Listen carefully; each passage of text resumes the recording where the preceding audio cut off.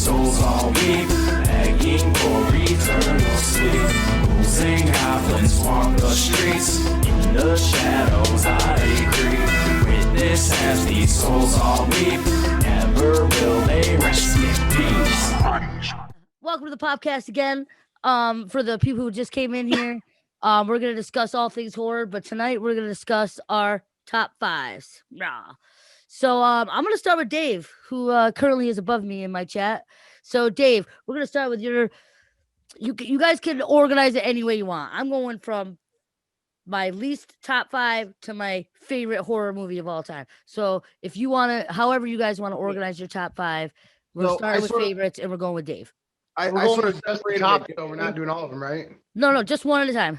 Yeah, we'll do and then we'll discuss it and stuff. Yeah, so we'll I go sort of round did robin. my tops horror films and stuff like in groups of divisional stuff because like I just started thinking like what all the horror movies are my favorite and honestly it's nearly infinite. So I decided to try to break it down into categories to maybe make it a little bit better to so you could see where all of it kind of fits in and stuff. Maybe bring up some stuff other people wouldn't have thought of. For example, all the way on, and they're not necessarily in any specific order, just the top of their genre. I'm gonna go with like Ernest Scared Stupid. Like as a kid for a kid's movie. Yes. I just want to introduce. Out of left field. Fucker says Ernest. I got Ernest on my honorable mentions, bro. Oh my God. It's not scary, but it's scary for little kids. You know what I mean? But it's designed to be. Get the fuck out of me. But no, Earth the Kid was phenomenal in that movie. Oh yeah, that movie creeped me the fuck out when I was young, man. It was Oh great. yeah, the fucking milk. Oh God. Yeah, the Miak. Oh God. Funny, like little troll and stuff. Ew. That's how my girlfriend breaks up with me when I find out because I told her that was my top. Ernest was the best. I don't care. That guy was hilarious. And honestly, it was almost like a Halloween tradition right next to Charlie Brown. You know what I mean? It was like Charlie Brown, boom, Ernest Scared Stupid. Kids every year. Definitely. Every year. I never saw it on anything but TV until like DVDs and shit came out. But we used to get it on VHS, my pops and I. You did? You had it on VHS? That's dope. Yeah. I have it on DVD now as an adult, but as a kid, I had no idea. That's dope. What's up, Alicia? Welcome to the pOpCast. Hey. But fuck yeah, we got quite a few people in here. That's pretty dope. But Ernest Scared Stupid, that was a good one. I think we all agree that that's a favorite. It's classic. You know, oh yeah, classic horror film. For For the kid genre, anyways. For the kid genre. Hell yeah, for sure. That coming. No, I didn't see that coming at all, dude. I had no idea. Chris, I didn't know you were coming out the gate with it at least. All right. Well, I am going to go in a particular order. So I'm going to go with my top five. I'm going to go from 5 down to my number 1 all-time favorite. Perfect. So for my number 5, I really tried to keep it something original. So when it comes to like actual films that sometimes I just can't get enough of, I would have to say like my number 5 would have to be Night of the Demons. Night of the Demons. I don't know that one. Is that like a? No, don't know Night of the Demons. No, is that like a zombie? School us Wow. All right, look. Basically, I'm gonna be a night where I'm the there's novice. I'm the amateur. all right. Check this out. Hang on. I'm the comic relief here, even though we have a comedian. I will say this right now, like if you like Halloween and you like to watch movies that center around Halloween, this is definitely something to add to your list. Okay. IMDb description says 10 teenagers party at an abandoned funeral parlor on Halloween night. When an evil force awakens, demonic spirits keep them from leaving and turn their gathering into a living hell. And it really, to me, it's like sometimes it's like hit or miss with people with this film because you actually have like it would during the 80s it was just a great time for like gore and monsters and like sex and partying and just like all these different things. Oh yeah. And I remember like the 80s. The 80s in general. Oh yeah, definitely. People would tell me like, dude, you gotta check out this movie. I'm like, dude, I'm not into B horror films. Like, no, dude, you gotta watch this movie. And I found it on YouTube years ago. Fun fact. Yeah. People on YouTube used to take movies and they'd split them up into 10 minutes. Yeah. And you could watch them track by track by track and you watch each one. I remember like, you know what? It's Halloween. I'm bored. I need to watch this. And I remember just the visuals for the time and the music and just the style and the special effects. I'm like, oh God, this was better than I thought. Night of the Living Demons? Is that what it is? What was that called? Night of the Demons. Night of the Demons. I'm gonna have to check that out. Yeah, for Please sure. do. I highly recommend you all enjoy it. I didn't grab a pen. I didn't grab a pen. Well, we have no pens on our phone. Oh, your phone's your camera. That's the crazy thing is like you guys are all like on laptops and shit. I'm just like, I wish I could look up something on my phone right now. And then I'm like, fuck, that's how I'm talking. That's how I'm talking. There's always trial and error. Next time, can be something different. Or yeah, it sucks using it as your camera though. Yeah. But all right. That was a dope one. I'm definitely gonna look that up. But Cap D, what's your fave?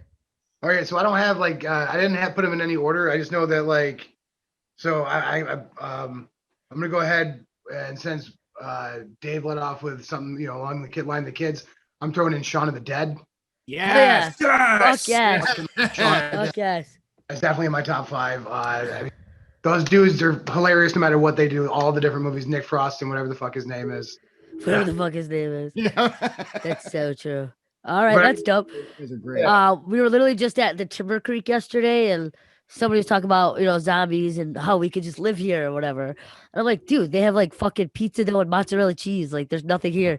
And I like look over like where they would have the nuts and all the shit. And I'm like, they have 12 M&Ms in that fucking thing. Like, we're gonna kill over 12 M&Ms. Like, we have to go to a better fucking bar. This cannot sure. be the one. One with the kitchen. Yeah, right. One with the kitchen and some actual food. But hell yeah. Shaun of the Dead is definitely good. I don't know about being a horror, but anything could be a horror film as long as horror comedy, right? horror genre. It's definitely a zombie film. Yeah, it's It's definitely definitely went there.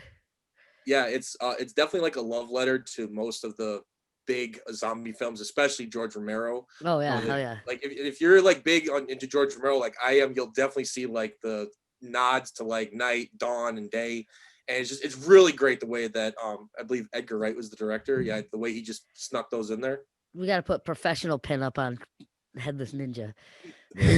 See, this is what's cool about this episode is that everybody learns like our level of experience and expertise in our like interest in horror films. Like I'm like, yeah, that was dope, and Chris is like, well, the director was, and that's dope because it like gives a bunch of different levels of horror action. But fuck yeah, Shaun of the Dead is shit. So I'm gonna go with my least or my top 5, but like kind of a lower one. I really liked House of Wax. I know that's kind Paris of Hilton in it, right? Yes. So I actually dug that movie. I was thinking about it when I was making Chris mine. is like, I'm out of here. Wait, hold on. Like, Are we new House of Wax with Paris Hilton? I mean, the old one. I've seen the old one too. The old one's good too, but I'm I referencing haven't the seen new the one. old. Actually, I can't hate on the remake of House of Wax. It wasn't terrible. It wasn't terrible. It had a good cast. The thing is, a good cast and good acting, it makes for a better horror movie for me because like I don't want that person to die. So like if you're just a shitty actor, I'm like, kill that bitch. Like just get her off. So that's why you want Paris Hilton to die. So Yeah, but everybody else, like it was good acting, they had good effects, like the killers in that movie, like their faces and everything, they were scary fucking people. Yeah, or creepy dudes. Yeah, like if you were stuck in that house, you'd be fucking scared of them. Oh yeah, I remember that scene where that dude was like, "Dude, are you okay? I'll get you out." Like peels off his face. That's literally like, one of my "Ooh." notes. Yes, like the peeling of the face, or when the dude fucking cut the girl's finger off. Like it looked so real and it hurt. Like you felt that shit. You know what I mean? It's not the best of all time movies. My mom's raising her hand. Let's see if she wants to talk. No, I'm just kidding. But I really like that movie. It kind of resonated with me. I'm a big fan. You'll see that my list. I'm a big fan of the slasher film. Unfortunately, it's like kind of teenage, whatever. But that House of Wax was good. It was a good overall, solid film. Absolutely. Hell yeah. Definitely. So we're going to Dave. If you guys want to keep with the favorites, or do you want to do every other one and go to a least favorite? That's up to you guys. I mean, Whatever you guys think makes for cohesive. We can just keep going with the favorites. Yeah, we'll just keep going with the favorites. Yeah, let's stay on that. We don't want to confuse anyone. So my next selection was really more of a series selection, as like, because I really thought about just like not even just one horror film, but then as you start dialing them in, you start thinking like, well, you're like Nightmare on Elm Street, Freddy, he's this iconic character, or Jason Voorhees is an iconic character, but they got so many movies under their belts, you know what I mean, and remakes and things like that. So I really thought like, who was one of my more favorite, like just really kick-ass movie monsters, and I landed on Hellraiser. I landed on Pinhead. I really love the concept of him. I love the fact that he always has like a gang of homies with him. Like the Cenobites are amazing, and every movie is always different. And even though it's kind of a new movie or the same concept, unlike a lot of them, it makes more sense when he comes back. Jason's a lot of times he's just magically resurrected by some random thing or another. Freddy just arbitrarily comes back on his own. With Pinhead, you kind of have to open the box and go into hell and bring him out. You know what I mean? It's like a whole process that actually brings it's like more rhyme or reason. The pleasure, pain, Jesus wept kind of sort of thing. You know what I mean? I love Pinhead. He's one of my favorite characters of movies of all time. It's true. What do you guys think? Hell yeah, like Hellraiser, I would have to say was like the Saw of the 1980s before Absolutely. we got deeper into the whole like torture. Right. It was like less like jump scary and like got you under your skin. It's like, dude, this. Yeah, as you get through the series and the mythology starts getting deeper and deeper, the movies just get better and better when you put it all into context. It's awesome. That's true. What do you think, Dwayne? Captain? I haven't seen them. You've never seen the Hellraisers? Have you seen like the collectibles and the like you just blew my mind now. Like that's I'm sure you've seen the memorabilia. Listen, I'm gonna be honest. You guys picked the wrong guy. You know what I'm saying? Like I want to be a part of everything because I like being invited places. But I'm actually the novice in this, to be honest. Oh, I'm a novice too. It's all good, dude. I was telling somebody today, like I was like, yeah, I'd never seen like a lot of the classics that most people have. I'm gonna be sitting here like, oh shit, I didn't have like I'm the same way to that as a kid, like the 80s shit, 90s shit, a lot of the early shit, and like a lot of my horror film stuff I fucking like is just comedy stuff because guess what, I like comedy. That's why you're here. We're gonna talk about movies that the three of us are gonna talk about. And I'm definitely a novice too. I'm like, I like what I like, but sometimes I don't do the research. Where collectors and people who enjoy things on a deeper, more intellectual level would. But so hell yeah, Hellraiser for your number 2. Oh yeah, absolutely. Went from Ernest Scared Stupid to Hellraiser. That's dope. It's gonna get progressively worse from there. It's going out. That's why I started light. I figured we'd go the easy one. That's dope.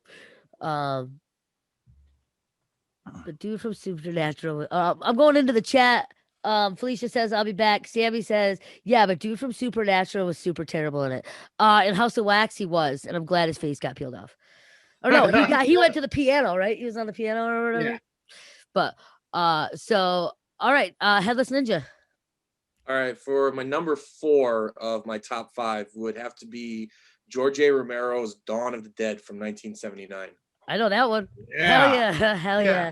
That is like out of all the zombie films, I'm not gonna say like, yeah, there's a lot these days, especially with out of all the horror movies that gets like churned out like there's no tomorrow. The original 1970s Dawn of the Dead to me is just something I could watch over and over again till like my eyeballs fall out of my head. That was probably the first horror movie I ever saw as a kid with my old man, and it freaked me out. Zombies. The rest of my life, I had such a hard time getting over that concept because I was so young. True story. Well, the best part about that film is it really defines zombies as we know them today, because up until that point, they were just a sort of little like the undead brought back by like witches and stuff. They were like the more traditional. A lot of voodoo stuff, you know what I'm saying? Yeah, like you guys are the undead, come back and eat your brains. That's where the whole concept like of everything that we believe zombies are. George Romero, he defines that. Before George Romero, zombies. Before that film, like you figure like that without that definition, like Weekend at Bernie's would be the best zombie film we'd all know. That's true. That's so true. Oh, see, bringing it back. They actually have an old black and white film called White Zombie, which, by the way, is where Rob Zombie gets the name for his band. But it's basically that. It's a whole black magic thing where like she's creating zombies and stuff like that, and that's where you get the original thing. And then George Romero was like, "Fuck that." Yeah. Said. That's dope. Fuck yeah. Gotta have a zombie movie on the list. All right, Cap T, what's next, Toby? I mean, I started with a zombie movie. That's all I'm saying, technically. Yeah, that's what I'm saying. Everybody's, fair. And I put this one. I don't know if it's really even that much of a horror movie, I guess, but From Dusk Till Dawn. That was on my list too. Yes, that's on my top 5.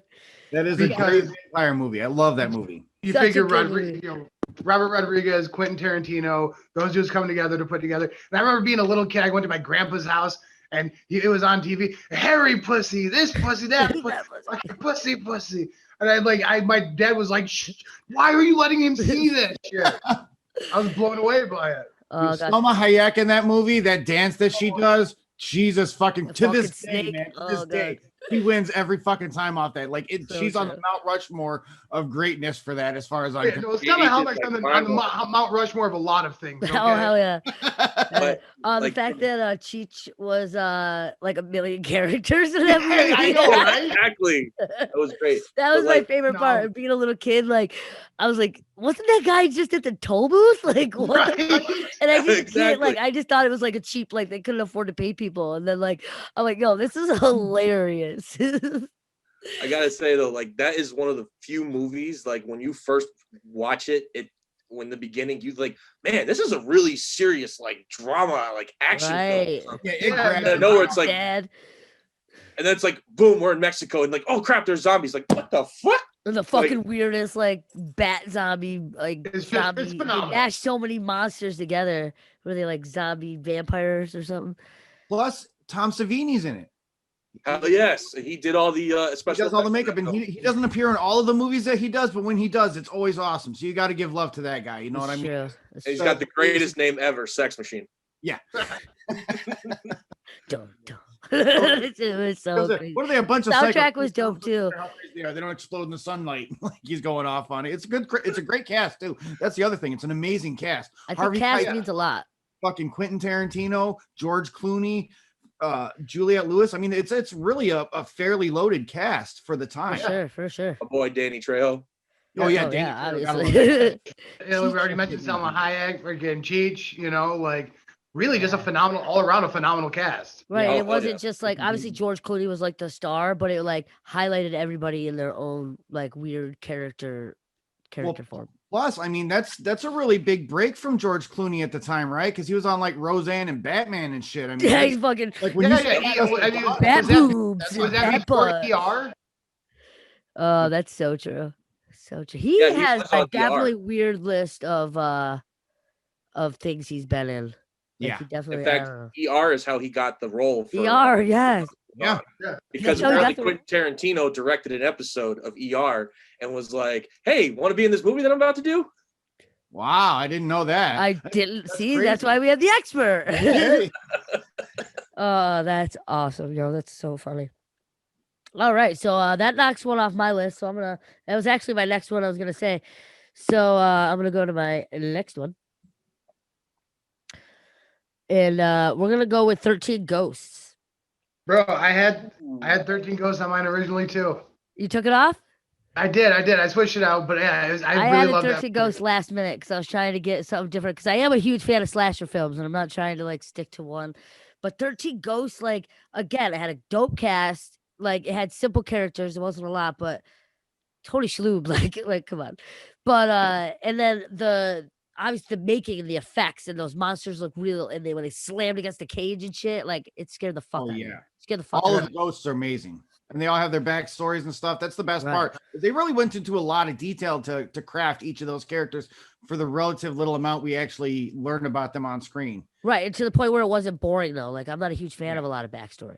Like I feel like they could have actually made a number of movies off that just on the ghosts alone.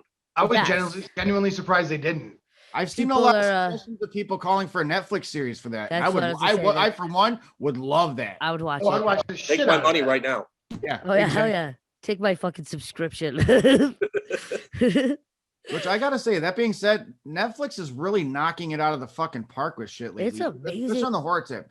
Have you guys seen The Haunting of Bly Manor? Nope. I have yet to Oh. actually sit down and watch that. Nope. Yeah, it is definitely worth the watch, man. I will definitely put that up there. I feel like some of the horror movies they put on Netflix themselves, like not Netflix originals, but some of the horror selection is like the dollar store bin. I'm like, what the fuck? Yeah, You know? yeah, But, that's valid. Some of them But like their originals are actually really fucking good. Like I haven't watched a lot of Netflix originals where I'm like, that was trash. right.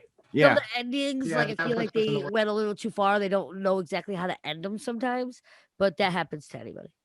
I mean, if they have a good production team and people willing to actually put in the time to make the film actually worth what it is, you can they pull it off. I mean, Netflix doesn't fuck around. I mean, they've dealt with Marvel, they've dealt with Disney stuff, they've dealt all types of shit. And I remember like people saying like, they don't want to do Netflix anymore, but it's like Netflix still has all this great content, just like they're shitting it out like no tomorrow. Yeah, they're still where everybody's going in that fucking pond. Yeah, especially their original shit. They've got so much stuff even in the pipeline. Like, and even if it wasn't that scary, and some people didn't like it, I loved Lock and Key. I thought that was a great series too. That was good. That was good. Those kids and shit. And that's an original series. You know what I mean? That's coming back again and everything. So they're doing a lot of good stuff with that. I'm loving it. They got rid of Sabrina though, so fuck them for that. They got rid of Sabrina already? Yeah, Sabrina's not coming back. She gets one more season. She gets one more season, but come on. I was enjoying that shit so much. Yeah, no, that is shitty. I have to say that was another series I was very impressed by. Like, I wasn't gonna watch it at first, but then the preview, I was like, oh, the chicks are kind of hot, so I'll give it a chance. So I watched it and I was like, wow, this is impressively good. Like, it was dark for Sabrina the Teenage Witch, Well, it's not Sabrina the Teenage Witch. It's the Chilling Adventures of Sabrina. Yes. And it's a whole different comic series. Where Sabrina brings back zombies and it crosses over into the whole Archie universe, and like it's like the end of the world and shit. Yeah, they did a really good job with it. I was impressed.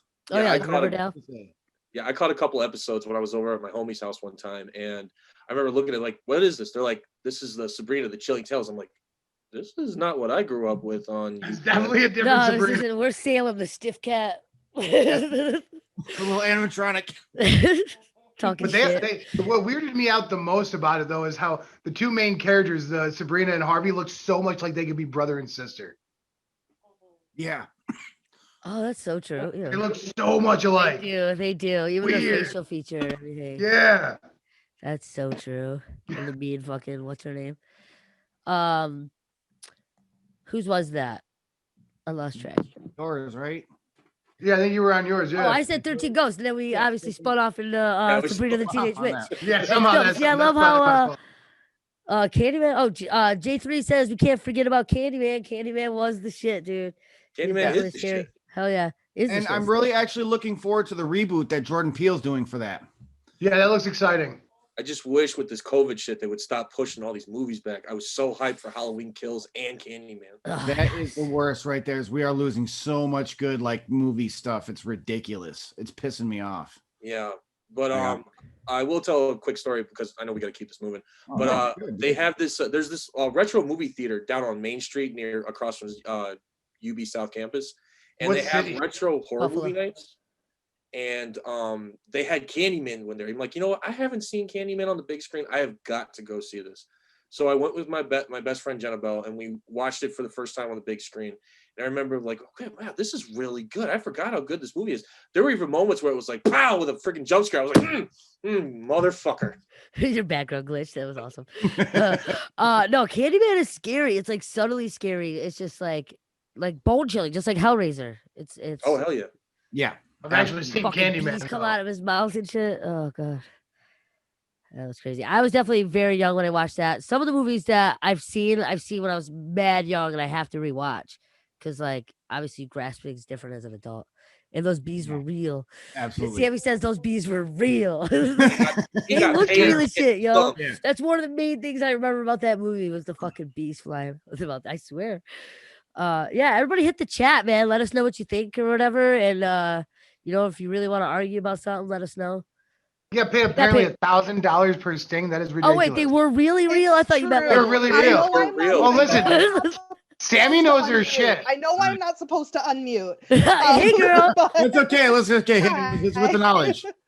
But I've literally met him, and he got paid per sting. The bees were actually real. He got stung 23 times while filming. $2,300. Yeah. All right, I'd do that. Yeah. So yeah, they were actual real bees. So 23,000. Sorry, I can't add. I will go back to muting. Thank you. We appreciate that. That's awesome. That's really cool. If anybody wants to sting me with bees, I'll do it for like $10 a pop. That's right there. I was gonna say like $6. Like fuck. Going attraction. Oh, yeah. That change. Fuck, I got bees. I got. Oh, that's so awesome. That's so funny. Hell yeah. Candyman. Shout out to J3 on his Candyman Absolutely, that was a input. good call. Yeah, thank you, Definitely a good J3. call. He made my honorable mentions, but not my top. But on the Grim Creeper. Okay, so one of my next movies, honestly, even when I watch it now, it's really not particularly overall of a scary movie, but I have to say it is a movie that has somehow like really impacted my life, and that's Final Destination. And I'll tell you what, I still won't drive behind a car with fucking logs on the back of it. Like if there's a truck or some shit like that, I'm like, fuck that, and I'm passing. And for in the back of my mind, I always think of that, just that last shit where it just comes back at you and blasts you. Oh my god, And like, so and not for nothing, I've actually like escaped death a lot of times. So mentally, that movie means a lot to me, and it sticks on the back because yeah, one of these times it's eventually gonna stick. Yeah, no, definitely. It's definitely a powerful movie, a movie that sticks with you like 10, 15 years after it came out. Like you see a truck in it, like exactly. association is very important. And that's what makes I it look in my rearview mirror when I'm stopped at any like red light as something's coming up behind me, just waiting for that fucking motor to hit me in the back. Right. So You true. know, When you like- obviously you're always scared of roller coasters, but now you think like extra about it and shit, you know. It got cheesier as they made them, but the original like three. real bad. I think it was like one of them came back though, and then like introduced like a whole bunch of them again, like right? Isn't that the thing that happened? I think they brought everybody back, but like Devin Sawa or something like that. Yeah. Like the girl is now the main character. She's been in a few of them though, I think.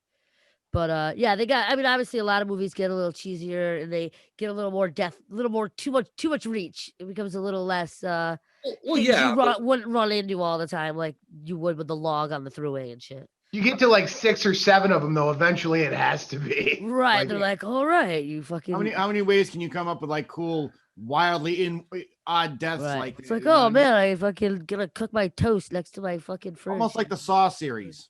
Yeah, I mean, but like there was one where this girl, she falls back on a nail gun and it like shoots her like 8 times in the head. I'm like, there's a fucking safety on those goddamn things. Yes. It's not work that way. Every Yeah, that's not construction, gonna I'm like, happen. oh, maybe construction workers would be scared by that because that, you know, whatever.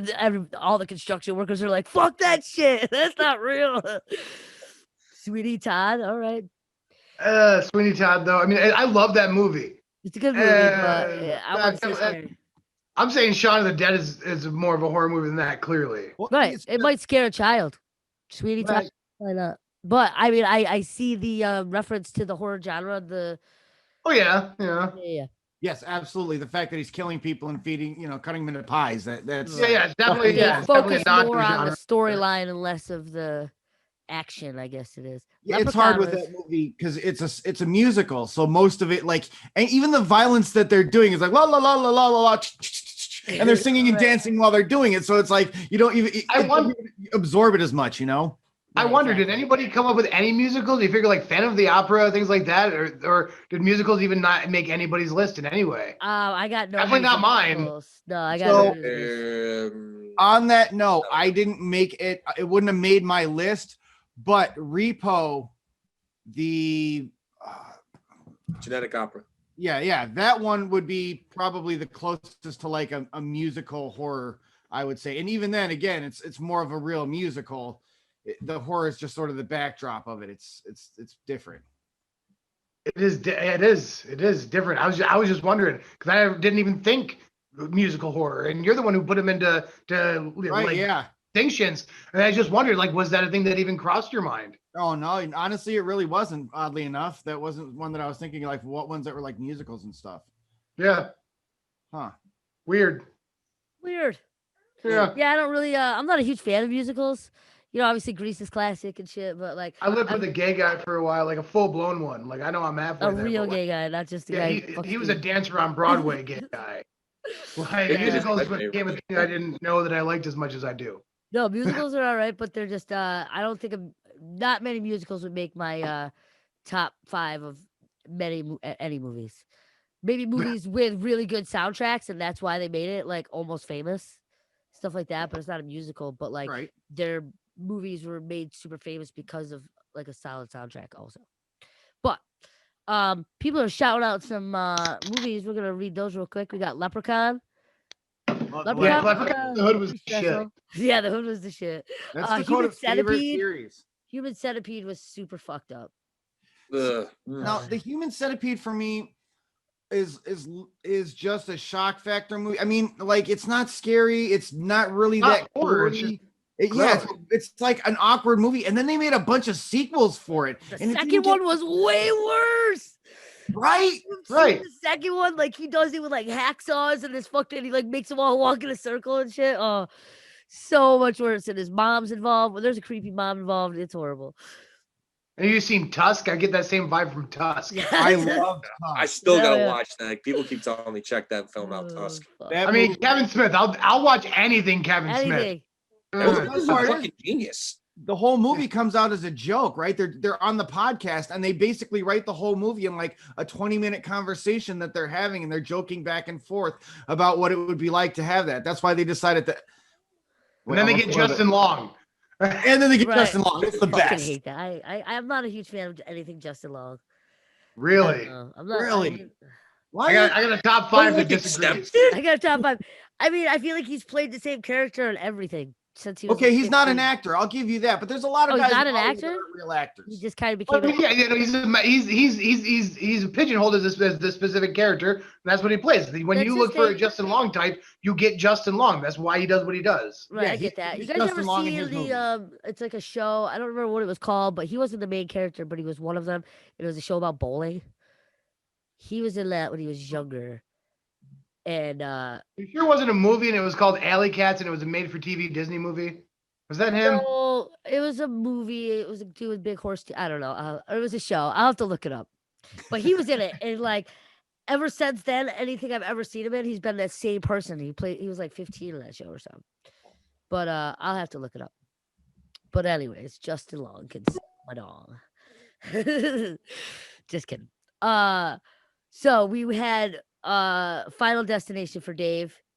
Headless Ninja, it's on you.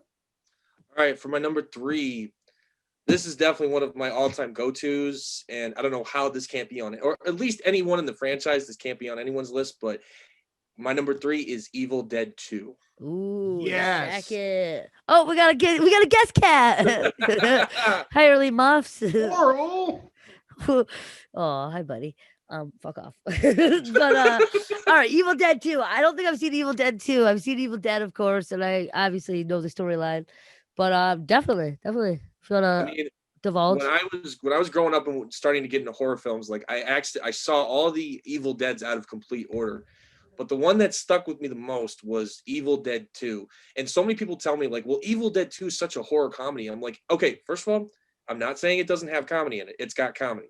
But it's Yeah. definitely more horror than the other films. Now, the first one, yes, was definitely very dark, but the second one to me is what hit it right out of the ballpark. Hell yeah. Because just the way that they shot the film with all the animatronics and the special effects and the makeup, and it was all shot in a friggin' school gym, and they made this entire set with that cabin in the woods and just all in a school gym. And I'm still like, Hell yeah. holy shit. And it was a low budget film too. Yeah, I'm Yeah, and- mostly impressed by films that can pull shit off and effects. Not just like, yeah, that was a good movie, but it's like, damn, they made a good movie for nothing. Exactly. And just Yeah. go ahead, man. Especially the Evil Dead films. I mean, you look at him, like when Sam Raimi makes the first Evil Dead, he's still in college. That's his actual like final thesis or whatever for his to Project. graduate film school, is he creates Evil Dead. And then when they redo Evil Dead 2, which is relatively close to a remake, effectively, you know, they take everything that they loved about the movie and just jacked it up and made a sequel. And they took all of the knowledge that they got and got a better budget because they could prove that they could make a movie. You know what I mean? And it's Sam Raimi, man. Come on, like that is a. And Bruce Campbell, seriously, I love everything Bruce Campbell. Everything. Like that Hell by yeah. anything that he's ever done. Briscoe County Jr. I mean, everything Bruce Campbell's ever been in, man. I love that guy. And it all starts with Evil Dead. Yeah, exactly. In fact, it's a little fun fact though. The title of the film when they started with Evil Dead went through, I think, at least 2 title changes. And I shit you not, one of the original titles for Evil Dead was "These Bitches Are Witches." These bitches are witches. That's dope, yo. But just because I want to keep this moving. No, you're right. One of the theories, and spoiler alert if anybody hasn't seen them yet. Fuck 'em. A lot of people believe that Evil Dead 2 is technically a remake of the first Evil Dead. If you follow the first film, you watch what the camera angle does right at the end, and also does to that same camera with that huge close up that goes right at Ash at the end. It's the same one that happens in Evil Dead 2. And what people don't realize is this is still Ash never left the cabin. Right. So the book basically is like, I'm gonna fuck you up all over again. I'm gonna give you your girlfriend back, and you're gonna come to this cabin. I'm gonna take everything away from you again. The book is fucking with that. But that's still technically a fan theory. Yes. But, yeah. Dang. Yeah. Some kind of different interpretations and shit, you know? Well, yeah, because he's still in the cabin when 3 starts, right? Oh no, that's Army of Darkness. Which is still technically Evil Dead 3. I mean, it's that's true. Yeah, the third one or whatever. Yeah, he starts off in the cabin and then he gets sucked off into the extra realm where he does all that. That's the best one too. That's when they really kick the comedy up. That's my boomstick. He's reading the words. What I said him. He looks in the air like. Oh, that's crazy. Every time somebody talks about Evil Dead, I always think about Jump Steady coming out in JCW and shit. Perfect reference. That might be my brother in a shitty rubber mask. So Kyle Pfeffer's pointing out Demonic Toys versus Puppet Master. Puppet Master was going to be one of the ones on my list for series because I've always loved the Puppet Master. Puppet Master is Matter of fact, definitely I have classic. Definitely. So shout out to that one. And then Split. I don't know. Are we going to count Split as a horror movie? I mean, when I saw it, I thought it was a straight up horror movie. I had no idea it was connected to any of other M. Night Shyamalan's films. Right. Yeah. I don't think I've ever seen Split. I don't know what it is. What's that other movie he did that was what was that movie he did about Amish people? Or not Amish people, but You mean The Village? Yes. That movie was slow, but it was a pretty good fucking movie. It was pretty decent. I literally called the ending of that. Kyle Peppers remembers we went and saw that together in the theater, and fucking like halfway through, I fucking was like, bro, this is what it is. And he was just like, no way. And by the end of it, done. You're like, I should have wrote that. I had no idea. So like when she got out of there, I was like, what? This whole fucking like these people are smart. Yeah, that's when M. Night was still pulling off those actual twists. Like it got to the point where you kind of knew it every time, but right. No, it's what was that next one he did with that guy who only lifted with the one arm? It was so fucking stupid. Lady in the Water or some shit. Yeah. That was his downfall. That was like that's so where many reaches. Turn. Yeah. When movies reach too much, it's a little hard. And I don't like movies when they're like 3-4 hours long and there's just so many twists. And then it's just like you just took so long to like be not even what the movie was about. Right. Spent 8 hours explaining a movie to be like, just kidding, that's not what it was about. Like, oh, all right. It's like the whole entire movie was a red herring. You only get to find out in the last 5 minutes, and it was completely nothing related to anything at all. No, just kidding. It's Ernest Scared Stupid. Oh God! It was Ernest Scared Stupid. Yeah, always. God, that's a classic. I'll never let that go. All right, so we are on to Cap D, I think. All right. We mentioned Justin Long a little bit ago. I did specifically at Jeepers Creepers. Throwing it up there, the OG. That's definitely on there. I love Jeepers Creepers. It's all right. I stopped talking as Dave started talking. No, you're all right. Keep going. Well, yeah, no, I'm just saying, like, I really enjoyed that film as coming up, and that actually gave me a lot of love for Justin Long. That's why I defended him so strongly. I actually forgot he was in that movie. He didn't do a bad job getting horrored. It wasn't bad. It was decent. Yeah, the first one was good. I liked it a lot. No, they're good. I love the concept of it too. The concept of the creeper is great. The costume is good and the idea is good. It didn't get pulled off for me. If I actually would have remembered Jeepers Creepers, it would have been on my top least 5. Yeah. Sorry. I just didn't like the story. I wished it was better. It was the issue. But I mean, we all have our reasons for why we like shit. I'm gonna say so. I'm gonna have to like recuse my comments from like until we get to the least top 5 favorites because Jeepers Creepers is actually on my least top 5. Wow. I got love for you though. I got love for you though, Happens. Captain. I got love for you. It's just, It happens. It's fine. I feel like I, it is. Yeah, well, it is what it Yeah. is. I think my I favorite. just, like, I'm not like huge into the horror genre, so I remember seeing that movie and watching it and just like really enjoying it as a film and like as a thing, just like, oh shit, this is something I can actually get into, right. or No, like for sure. and sit through, because like horror as a genre is not typically my thing, but because I don't know, I just really dug that shit. To Dwayne's point, that's a good point. Like Jeepers Creepers, specifically 2, really is a mainstream movie. Like Sci-Fi plays that constantly, man. I can't tell you how many It times is. It's on all the time. Yeah, Definitely. I've seen it like mad times this year. I think that's probably one of the reasons why I also don't like it is because it's everywhere. That could be You being know? overplayed. Or like does it's definitely trying have- to be like a cult classic. Like if I didn't like that much, but I could see why people want it to be a cult classic. It's got the character face, like the bag, Michael Myers. So I see why they're trying to make it a cult classic, but it just wasn't a hit for me. But Yeah. I appreciate your opinion, Dwayne. No, I'm just kidding. No, you fucking don't. I'm just kidding. So on my next favorite, I'm just gonna throw out how many we got left? We all got 2 left, right? Yeah. One Because Dwayne said one of mine. So yeah. I'm obviously gonna throw out the classic of Halloween. Halloween has been one of my favorite movies of all time. The soundtrack is creepy as fuck. Watching the commentary of it and how it was made it even more like solidified. And I liked that.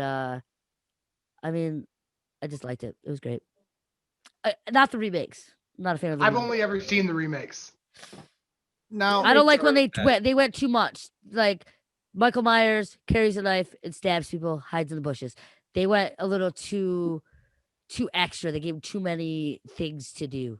Now I'm gonna disagree with that. For the second one, the second remake, Halloween 2 by Rob Zombie, I was not a fan of that. I'll just say that right off the bat. However, the first one though, I really felt that somehow Rob captured all of the really main points of the first movie while giving me a bunch of other stuff that like expanding on it in a way that A lot of It's like a- backstory on a young Michael Myers that we never had. yeah, and Right. I I feel like enjoyed the lost it prequel. even. Go ahead. No, I enjoyed I guess I did enjoy the second remake or the first remake, but the second Right. when he got older and like they developed more of the character of Michael Myers, I feel like they went in a different direction. Kind of like how the Batman movies always kind of change, but Yeah. like how they are as a person. Obviously, the story of the child, he's a rich guy, whatever, but then the character, I'm Batman, or like Yeah, you got fucking exactly. George Clooney Batman. Where or- are the drugs? Give me your drugs. Yeah. So I just didn't like how it progressed. It was just a little too much. But just I like the idea of like the boogeyman and like when he falls down, he just sits straight up and it's just like that sound. It was just terrifying. And Jamie Lee Curtis, obviously. Classic. Halloween is already on my top 5, so I'll make that one short when we get to that part. But in defense of like the Rob Zombie films, I'll admit when I first saw them, I was like, yeah, this is dope. And I'm like, okay, this is not what I expected it to be. But I will say that out of the whole time that those remakes have existed from Rob Zombie creating them, from what I have found out, Rob Zombie actually went through a lot of hell to even get those films made. Oh, I'm sure. Because from what I remember, I was listening to the Joe Rogan podcast, and apparently Harvey Weinstein kept calling Rob and was like, hey Rob, we're wondering, can we put this in the film? Can we put that in the film? And Rob would be like, dude, we're already set up to shoot this scene. We can't just cut it. He's like, I know, but I think it's going to be great. It's like, he's like, I'll get back to you. And then he calls him another day and he's like, is there any possible way we can get Howard Stern in the movie? Rob's like, I owe him a favor. Rob's like, I don't want Howard Stern in the movie. It doesn't His add nose. up. Guest star Howard Stern's nose. Yeah, but it's just the hell and back that went through it. I give Rob some credit for creating definitely more of I would say making Michael Myers more brutal in these Right. films. And that's what I do love, like, because that most of the time is what, it's not all, but most of it is what Michael Myers is. It's just that brutality. Because even that Pure scene strength. where where he just gets where he gets his victims and he's just like, you can just feel that. Just right, that without anger any words that, or nothing. Yeah, I just don't need it. I'm like, okay, that was beautifully done. That's another thing I always liked about Michael Myers. One, he's one of the few like truly human, virtually unstoppable killers, right? Because like all of the other guys have this sort of magical quality. Michael Myers is just one guy solely focused on fucking his family, on his mission. And honestly, it's weird. I've actually taken that lesson to heart. Like when I go places or I'm doing something, I stay like solely focused on it. And you've seen it like when I'm walking, like that dude's on a mission. And half the time nobody fucks with me because I'm on a mission and they see that. They're like, whoa, like, Michael Myers is that same thing. He just tears through people so easily. And you're like, how would that happen? It's like, because he doesn't stop to do anything. He doesn't stop to fight with them. He just chop, done, move forward. You know what I mean? It's so like just singular focus of, like you said, anger and rage. And that's what makes him such a great character. Right. The idea of going to like a shitty truck stop bathroom and he's just in there, like it's just some real life shit. It's scary. I'm Joe Grizzly, bitch. Yeah, bitch. All right, so we're on to the Grim Creeper. Okay, so that would be how many I got? Okay, so my next one, I put it into the category of like sort of movies that a lot of people haven't heard of, that I tend to try to get people to watch. So like movies that are like really cool to me that hardly anybody has ever seen, and I came up with a tie. The first one is Strangeland, that stars Dee Snider. Is such an amazing movie. So and the second one is John Carpenter's Into the Mouth of Madness. I don't know a lot of people. Yeah, I don't know a lot of people that have seen that, but it stars Sam Neill, and it's an amazing, awesome movie because it's like, so the Sam Neill is an investigator, and he looks into the disappearance of this Stephen King style author. And when he goes to the town where he disappeared, he finds out that basically the stories that he's been writing are true. And he's in the middle of the town that they're all taking place in. Oh shit. So as the movie progresses, it's really great. And I always loved it because it's like an early or late 90s movie. And it's one of the few ones where, like, spoiler alert, the bad guy wins at the end. So I always love that, where he like at the end of the movie, like he just totally dominates the movie and he wins. Like he just straight up wins. There's like, definitely a huge fan base out there, especially in the horror realm, that people want the bad guy to win.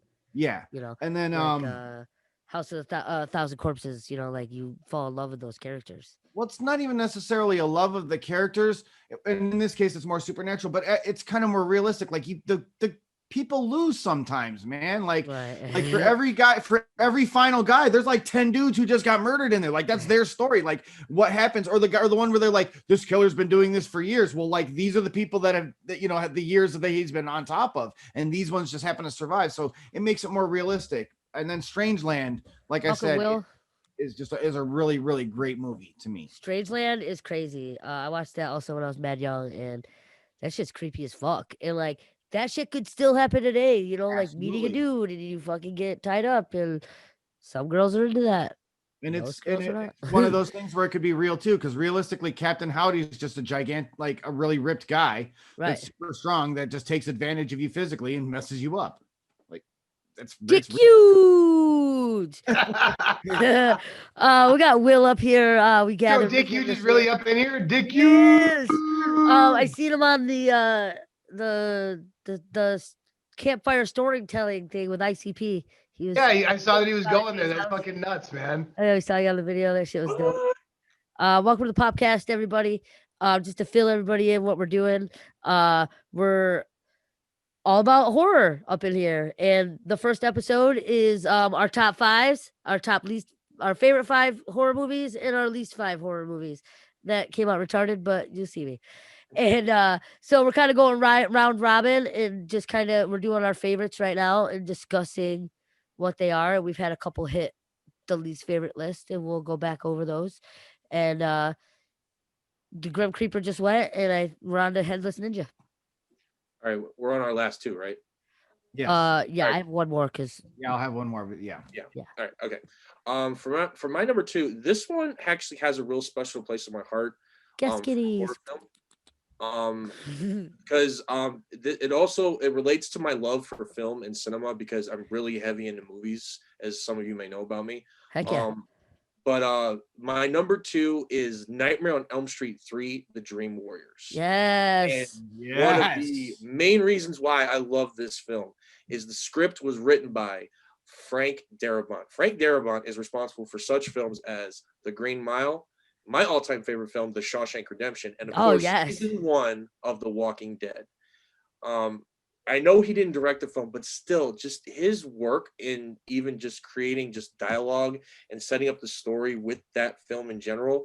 And of course, a lot of people love Nightmare on Elm Street to begin with, but I feel like the one that just stands out of all of them is Dream Warriors. The first it actually got better. Oh yeah, because the first one was good, but I will admit it's kind of a little I hope I'm using this word, but like choppy, it needed rough. some work. Yeah. It was rough, yeah. But the second Nightmare on Elm Street, that one, if you really do your research on the second Nightmare on Elm Street film, it's got a lot of problems. Like, they changed the script a number of times. They changed the character. The original main character was actually supposed to be a gay guy, not a straight dude going to school falling in love with somebody. It was actually supposed to be about a gay dude. Really? Huh. Yep. Well, so I watched a lot of people trying to hate on Nightmare on Elm Street and be like, "Oh, is your favorite film really about a pedo?" Like, because apparently he's like, the idea for writing the story is that the grossest thing in the world, a child molester. You know what I mean? Like, he goes for children. I just saw a post on Facebook the other day. Yeah, it's how you justify burning somebody down, like, with the whole family. I mean, what else could he have done that would have justified, like, the whole town just ganging up on him? Right, fucking with all the children. So people are like, "Oh, your favorite killer is a pedo," and people are going crazy about it and shit. Like, Jesus Christ. I mean, well, with the way they portray Freddy Krueger sometimes, like if you watch Freddy versus Jason, you kind of get a little look at what Freddy was like before he became the nightmare demon that he is. Yeah. And like, it's just the way he's looking at a photo of a child and he like strokes it and he like licks it. I'm like, I don't think it's so much like a pedophile thing. I think it's so much like, these are his trophies, these are his victims, he loves what he does, It makes him a god because he kills these kids, but he didn't know that his number was going to be up soon because he felt untouchable. He felt he's not actually like trying to fuck a little kid. He's trying to like fuck him up type shit. Right. Yeah. Which is what I gathered. But other people are on their whole pedo patrol right now. So well, we'll let them that have being said, they kind of added the pedophile part in the remake because in the original movie, he just killed the kids. He was killing neighborhood kids. It actually didn't mention that he was like a pedophile or anything like that. Right. Like, he just killed a few kids. The parents went bonkers and fucking burned his ass up. Like, anybody can write a Wikipedia. So when you go look up, Nightmare on Elm Street, people are like, "Oh." But fuck yeah, Nightmare on Elm Street is a classic. I think it's one of the films that definitely got better with the remakes and better as they progressed. And fucking solid. I would also like to say, for out of 3, just because I love Nightmare on Elm Street, it's one of my favorite things. I mean, I've dressed up as Freddy like a number of times. I could probably go grab my glove and stuff right now. In fact, if I could have found my creeper mask, which is in one of my boxes around here somewhere, I would have been doing the Freddy Creeper thing today instead. Maybe next episode. But I love it because the Dream Warriors is one of the few ones, even though they didn't really succeed as well, it's like the first set of kids that actually gets the real concept that they can all fight back in their dreams. Not just like not just the one that ends, but like they're the only ones that are like, "Hey, wait a minute, this is my dream." Granted, Freddy overpowers them, but they're like the first guys, and it ends at the end of that too. Like, they're the only ones who really do that. If you even watch you fight back and you control your dreams. Yeah, they all become like cool ass super characters. You know what I'm saying? I love that. Like, the guy who becomes a wizard, and the girl, and Kincaid even survives off of his super strength. It's crazy. So yeah, I right. mean, I love that movie. It's one of the ones that has a lot of people that survive. Almost every other Nightmare on Elm Street basically has like 1 to 2 survivors. One survivor where everybody. Yeah, and it's cool to change it up though. It's versus. Well, we'll talk about versus on my least favorite list. All right, Cap D, hit it. Okay. Cabin in the Woods. Sounds I loved it. Nice. I love the fact that it was such a spin on what a horror movie should be. And once Joss Whedon puts his hands on anything, it's fucking gold. Hell yeah. Fuck yeah. With the Solid. exception of the Justice League movie. Fair enough. He didn't have creative control. Exactly. He had to come in and fix what was left. That was pretty much what he was allowed to do. Right. I see that. No, definitely. Cabin in the Woods was definitely a solid one. Didn't they just remake that, but they made it the exact same story with like people you don't know? Really? I Oh, no, that was Cabin Fever. Yeah, yes, Cabin Fever. Oh yeah, Cabin Fever is actually on my honorable mentions It's a because of the decent movie, fucking when the guy goes to start like fooling around with that chick in the bathtub or whatever, pulls Uh, away his hands is just fucking dripping with her. and you got the kid from Boy Meets World in it. Yeah, exactly. Hell yeah, no. That's what I thought you were talking about with Cabin in the Woods. But no, Cabin in the Woods is a solid film too. Yeah, Cabin in the yeah. Woods is the one where like they get all together and try to fucking they have a pool to see which horror way everybody's gonna fucking die in this cabin. And it's happening like in all the different countries in the world or whatever. It's a way to placate some sort of like satanic implement, I think, is really what the overhead comes down to. But I just really thought it was a great film, and a lot of the comic relief in it is what gets me. But Sammy says Cabin in the Woods is my 5 least. I bet it is. I knew I'd have a couple. Yeah. Sammy's I've been talking to her, and I already told her that a couple of them were. I'm just not the right guy. I'm not the one. But, I bet you got dope top 5 comedy films. I bet you I do. Bet you do. I do. I think I get one more. No, I think that's it for me. Well, you lost one of yours. It was a match with somebody. Yeah, else. I kind of talked with Dwayne about Dust Till Dawn. I do. Oh no, I do have one more. I'm sorry. I'm breaking up. Oh, we're breaking up? No. Sammy says she's gonna break up with me because of Cabin in the Woods. Well, if he just keeps playing it every time you come over, you probably should. If you want to watch Cabin in the Woods again? No, I do get one more because I did. I said 4, and if I didn't, I'm saying one more. My ultimate top 5 film ever, and it can be cheesy, it can be whatever, is the Scream series. I love Scream. It's naturally scary. The jumping out of the closets. It's always unpredictable because you're like, oh, he's gonna jump out of the closet, and then he comes flying through the front door, or something happens, and it's never just like once she's like opens the closet and he's there. It's like she has to open like 4 closets and then he's there. And obviously the originals, you had fucking Matthew Lillard. Like it was just, I loved the Scream series, and there's no breaking up. Courtney Cox, yes. Screech. It's a good film. What do you guys think? I loved the Scream. So especially the first one, because the first one's really great. I mean, first off the gate, they killed Drew Barrymore. Like that sets the tone, and nobody even expects that. That's a name, you know what I mean? Like they paid her for 30 seconds of screen time or whatever, and that sets the tone. And then at the end, I didn't even watching the movie, I didn't expect it to be 2 people, and I didn't. You kind of expected it to be maybe one or the other, but you didn't really expect them to be working together. Yes, you did not expect who the killer was going to be at all. It was a good twist. It was. Scream was actually like one of my favorite franchises to watch when I was hanging out at my friend's house back in the day after school. I don't know what it was with that franchise, but we were just obsessed with it at the time. And as I've gotten older, we didn't have the internet. What? Because we didn't have the internet. That's true. That's true. Sure. But the one thing I will say, and this is one of the reasons why I can't stand the internet, is a lot of reviewers, when they talk about the Scream franchise, they talk about how, oh, well, the Scream franchise killed horror in the 90s. I'm like, what the fuck are you talking about? It back. It brought it back. Yeah, exactly. Certainly. Like, people went to the theaters to see this shit. It didn't just like make money on its own with nobody there. Right. No, people went and saw it, and it made fun of horror movies being the same exact horror movie that it was making fun of. It's like, oh, the dumb bitch is gonna run up the stairs, and 2 minutes later she's running up the stairs. Like it's a horror movie that's not a comedy movie, but it makes fun of its own genre. Well, Wes Craven has the ability to do that in a lot of the stuff. Right, for sure. It was written by Kevin Williamson, who actually did like Dawson's Creek and like all those like teen dramas and shit. So he was really connected to like what teens were thinking about, and I don't know, it was just a good film. It was a good cast. And I didn't want anybody to die. Like, I don't want Courtney Cox to die. So every time he chases after her, I'm like, no, don't kill. You know, it's suspenseful, and I'm feeling it. I don't want fucking Doofy to die. But other movies, why they became on my least 5 is because I want all their characters to die. Well, also, Scream gives you one of the only. So he becomes his own like new icon, right? Like, right. For that era.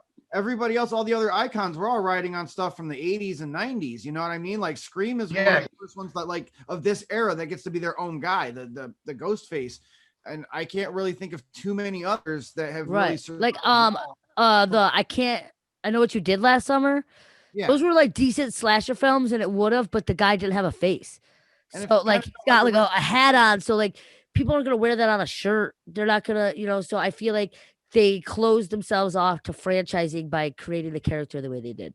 Absolutely. The Scream face was great marketing. It was amazing. It was like Oh, the definitely, best yeah. mask since Freddy and Jason and Mike Myers.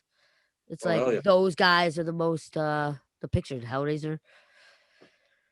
No one mentioned my absolute favorite of all time. What was it, Sammy? I didn't see it. Tell us. Wait, there's Let us still know. everybody still got more last ones, right? Their top Oh, one yeah, first. I got my one. But Yeah, everybody has one more now. Ooh, See, Sleepaway I was Camp. just reading the comments real quick. Wow. Yeah, I hadn't seen I Sleepaway haven't Camp. seen it in a long time. It's been a long time since I've seen that movie. I have to watch it again. I kind of barely remember it. But I know it's good. I know it's What's good. that? Sleepaway Camp. Oh yeah. Oh, Sleepaway. All right. Y'all All gotta right, step Dave. your game up. We do.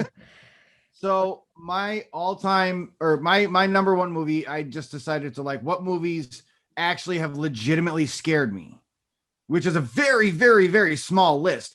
And most of them exist from the same time frame. Because I mean, not for nothing, I've been watching horror movies since I was like a little kid. Like I watched Nightmare on Elm Street 2 in the theaters. That's how long I've been like, A, that's how old I am, and B, how long I've been watching Let's these take horror it movies. back. So it's a tie between Children of the Corn. Oh God, yes. Scared the shit out of me when I was a kid, and also the original It movie, both of which like made a little mental impact on me. And props for the remake of It. I love that one. Oh, hell yeah, dude. Even Yeah, I today, haven't seen the when I first remake, moved but here, it was almost my number one. when I first moved here, cornfields still fuck me up. Like just Yeah. we live out in the middle of nowhere, and there's a shit ton of cornfields. And when I moved out here from the city, I wasn't prepared for that. So like I would come out here, and I lived out on a county like not too far from where I live now, actually. Yeah, there's not many movies where they pull it off with creepy kids that aren't like a doll or the kids getting killed or like Pet Cemetery, but it was mostly about the pets, not. And like So first thing in the yeah, movie, they're all- Malachi. Yeah, they're all sitting in the diner and they just start like they're all hanging out, and then they start like murking all the adults, like So instantaneously. crazy. That I set the remember tone. waking up when I was mad little and my dad was watching it, and I like walk out into the living room and the kid chucks the corn through the front windshield of the car and it fucking stabs the dude. Like, I'm like, what is happening? That was like one of my first glimpses of a horror movie ever. I was probably like 6, and Children of the Corn has definitely stuck with me. Yeah. What was the remake? Children of the Corn, like, did they do like a 2000 or something like that? Yeah, No. they did, but that one was more actually like direct to the book. Like, because if you read the book, and I know this is the same thing everybody says, if Right. you read the book and you watch the movie, they're two completely different things. No, for sure. Yeah, I remember the I'm not gonna say remake because it's definitely a little older, but they revisited the guy with the sickle and all that shit. Like that was it was a good remake. I actually believe that it's also getting another one, another remake the same way that they did It. Yeah, I See, see some things floating around. Yeah, I hope it's good because It Chapter 1 and 2 were actually really dope. I'm really big fans of those films. But when they did Pet Cemetery, that one kind of missed the mark with me. I'm It not missed saying the it was mark a little bit. terrible, but it was just like, wait, that was it? And I'll admit though, the ending fucked me up big time. For sure. I think we had expectations for it to be similar to the other one, or well, at least I did, and they kind of went in their own direction with it. And then yeah, I feel like the older one was so creepy and so scary. Like this one had a lot to live up to.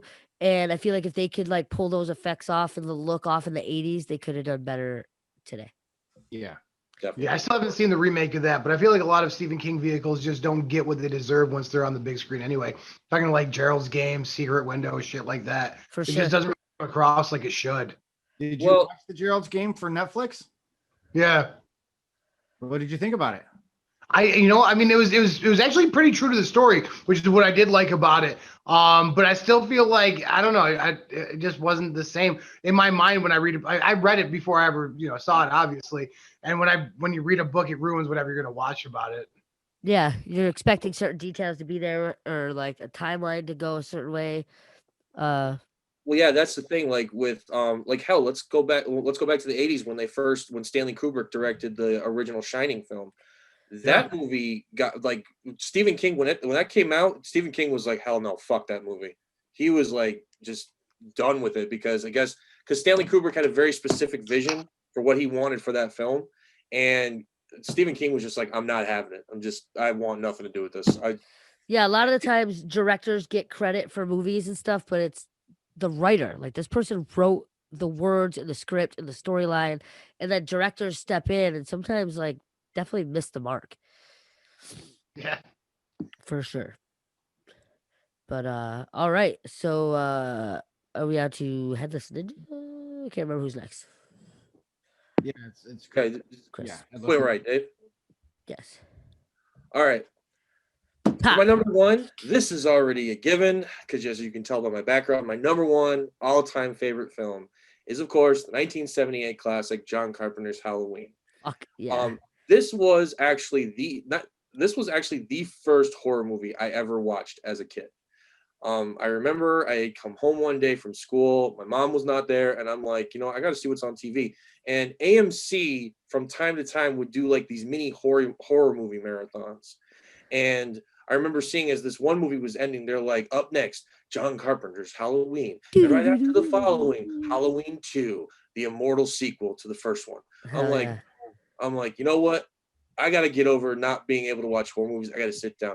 The moment I started watching that film is where it was a wrap because I got sucked in from everything, to the music, to the actors, to the story, and just the visuals alone of everything. Like, I am obsessed with Michael Myers. I'm obsessed with the whole Halloween franchise and the stories, the books, the just everything in general, like when it comes down to it, because there's just something just so iconic about this character in general. That blank stare, that whole no talking, just the whole, even like the one thing that still haunts me from the movie, even though I'm still like, yeah, kill that bitch, I still love that whole yes. Yeah. He's just there. Like, he's like looking through the blinds in the closet and shit, like hitting the fucking, oh god, it's so scary, dude. It's stressful.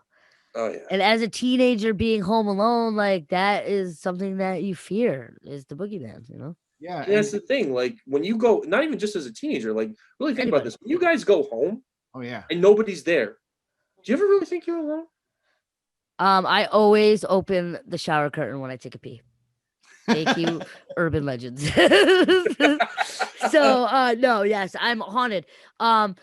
My sister's best friend who lived across the street from us, when I was like 8 or 9, her mom worked at a video store, so they got every horror movie ever, and I like was so scared watching it. Like, so when Scream came out, I was like 10, and like that was terrifying for me. And we watched, so like I was way too young to be exposed to horror movies, and they scare me still today.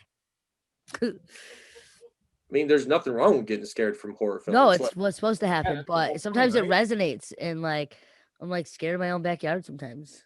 Like, you want me to admit something live on the air? The ghost dog, the fucking ghost dog from Ghostbusters. Oh yeah, first film, that thing scared the shit out of me. Yes, that's so true. It's so true. The original Ghostbusters was I watched it as a kid, and as a fan of comedy my whole life. It was such a scary movie with little hints of comedy thrown in, rather than the new one, which was the comedy with little bits of horror thrown in. Like it was just it had me so messed up. It definitely tweaked me out.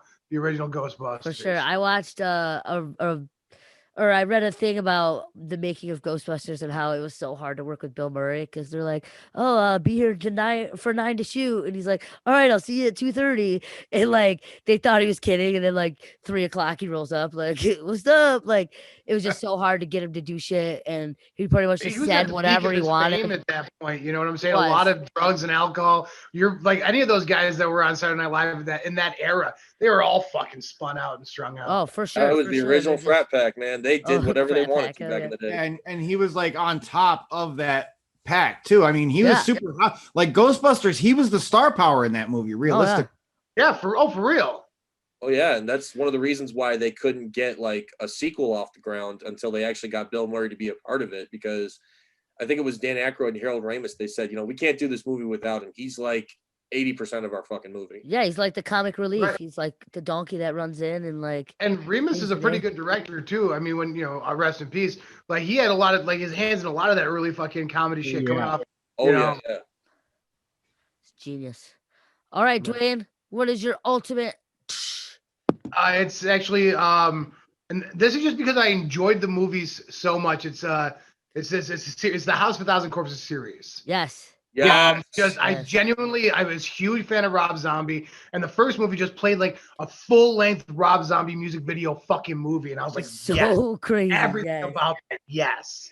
It was confusing, but in all the best ways. Yeah, and I think the sequels they all just did pretty well coming up along one another. I mean, is at least they didn't fall off all the way. The character development between House of a Thousand Corpses and I don't know what Devil's Rejects is insane. Like the first one was so creepy and weird, and then the we'll just say second one. Learned so much more about each so character. Much more, and they're so developed. And then of course Sid Haig, the late great, freaking killing it. R.I.P. Captain Spaulding. Yeah, dude, and like obviously Rob's wife, like they just killed it in their chemistry together. Like, and that's what I meant about like falling in love with characters, like their family unit and how much they like have each other's backs and how much they fight at the same time, like anybody does. And then you just don't want them to die at the end. When they got shot, like that was stressful. I was like, damn, dude, they're going out. Well, the crazy part is, like, even if you actually look at like House of a Thousand Corpses, Rob Zombie had that movie in the can for like almost a decade before they let him release it. Yeah. Because he like filmed it and he did the whole fucking thing and he gave it to Universal and they were like, what the fuck is this, dude? Their minds they were melted by the fact that it was just so crazy and over the top and so violent. Like I said, it plays like a Rob Zombie or White Zombie music video. Rob's like, what? There's 2 hours of that. Rob is incredible with visuals, and I think that's what really flew over their heads. Well, a lot of his artistry too, the way Rob Zombie is. You know what? I don't know if he still does it now, but back when he was performing in like the 80s, 90s, and 2000s, like all of the different backdrops and shit that would come up when he was performing, that was all shit he did. That was all his own personal artwork.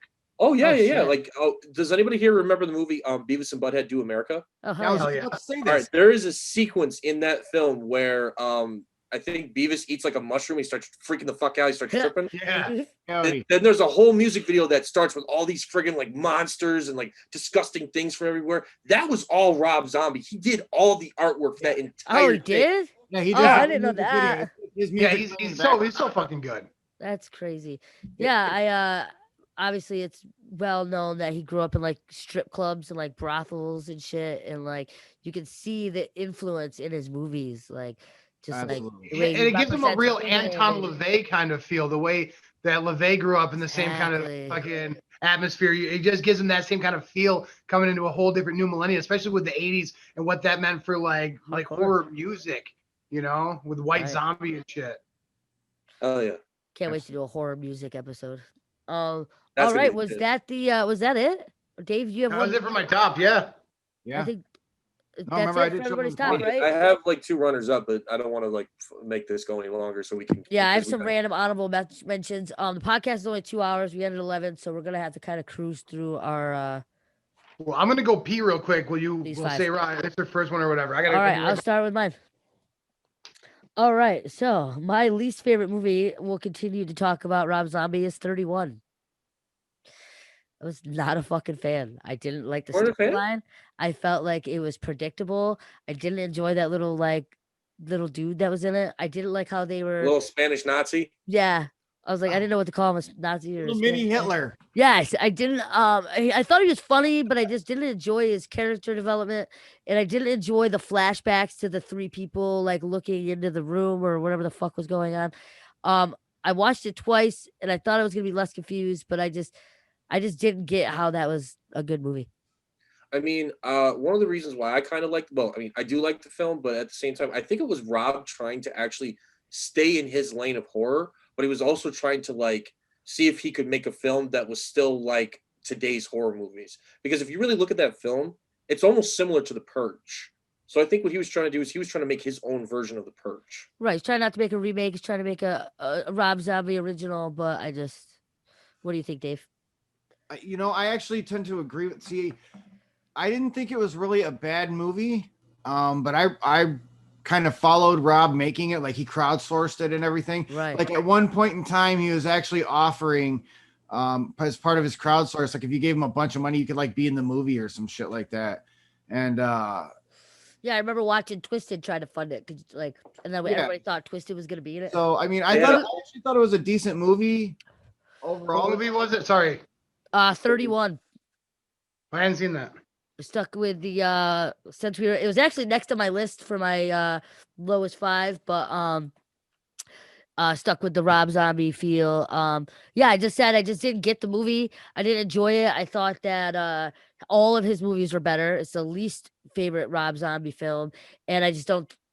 I see why it's an all right film. I just don't see why people are obsessed with it. Now, in a related note, mine was actually Lords of Salem, which is also a Rob Zombie film, the one before that. Yeah, That one just made less, I don't know, like it was just harder for me to watch for some reason. I don't know why. Yeah. So that's one on your worst list. Yeah. All right, so we're just gonna go right to you. So Lords of So, Salem. Yeah, on the relation of that, Lords of Salem. I thought it was better than 31, but no, I definitely agree with maybe Rob just doesn't hit the mark every time. Well, that Yeah, movie, you can't win them all, right? Right. No, you can't. But that movie actually messed with me the first time I saw it because I was raised in a very Catholic family, and just seeing some of the visuals and just like the stuff that they did, like I'll admit, it's not a very gory film, but it's a very visually fucked up film. Yes. And I remember, like, because I was with my girlfriend at the time, and after the movie was over, I was like, "Babe, I got to get out of the theater right now. I got to go have a cigarette." I'm like, "Oh God!" Even that Sweating. song that they played was like fucking with me. I was just like, like it's just a movie. It's just a movie. It's just a movie. It's just a movie. No, that's what they do though, is they attack your senses. Mhm. For sure. That's how I felt walking out of The Grudge when I was a kid. Like I was like, Ugh. I saw that in theaters, and I walked out feeling like some kind of way the whole ride home. Like I don't know, it's just like a creepy You gotta crawlies hear under my that skin. noise out of somewhere, yeah. Yeah. Now that is also one of the ones on my list of ones that I never really got that. That in The Ring, I never really got that as a scary movie. I just watched it and I was like, I don't know, maybe that's particular type of horror, like that Japanese horror doesn't speak to my sense of terror, I guess. I don't know. Yeah. But yeah, those are also ones that just kind of like flew over me. So everybody, we are on our list of least favorites. So if you guys want to hit the chat section and throw out some shitty movies, we'll try to get over there. We only got a half hour left, so we're gonna roll through this. But if you want to keep along in the chat, and because somebody said Annabelle, and then Dave replied, "Are you saying it's bad, or are you saying it's a good movie?" Yeah, Jay says Annabelle doesn't do a thing. Okay, so It's yeah, Annabelle. comment your shitty movies, and we're on to Headless Ninja. All right, for my least favorite, where'd my list go? All right, here we go. Starting from 5 down, Netflix's Open House. Whack. I don't know what it was, but like I was really trying to be like, you know what, this is Netflix. They can't go wrong. They've never steered me wrong. I've got to sit down because it was the biggest waste of my fucking time. I know I'm gonna recant my statement when I said Netflix hasn't released many. And I'm just shitty like, things. what? I mean, what was the point of this movie? Why is this guy even stalking these people? I waited for the point for way too long. Yeah, it was. I was just like, can I just get like the last 2 hours of my life back from this movie? Did you guys see that movie? I haven't. No. Open House. Yeah. Well, so I'll go to avoid it. Thanks. Yeah.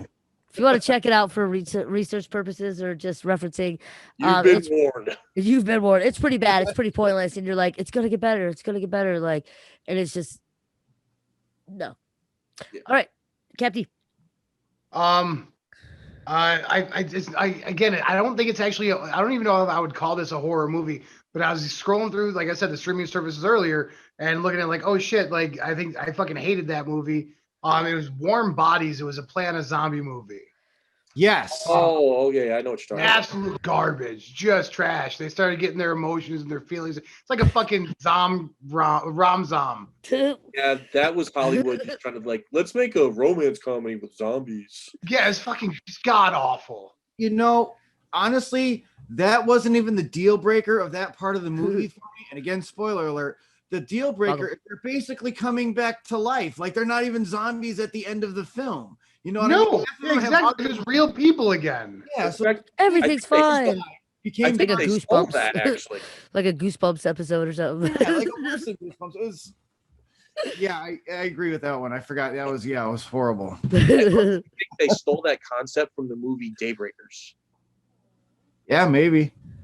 And see, that's what I'm saying. Like that's a movie that wasn't same vein, but it wasn't as bad. Yeah. All right, on to me, Sarah, pleasantly offensive. the Saw movies. I thought they were a good concept and they're creepy and whatever, but they're just too long and boring. And earlier when I said movies that have so many twists, and then it's just like, oh, this is what the fuck is going on.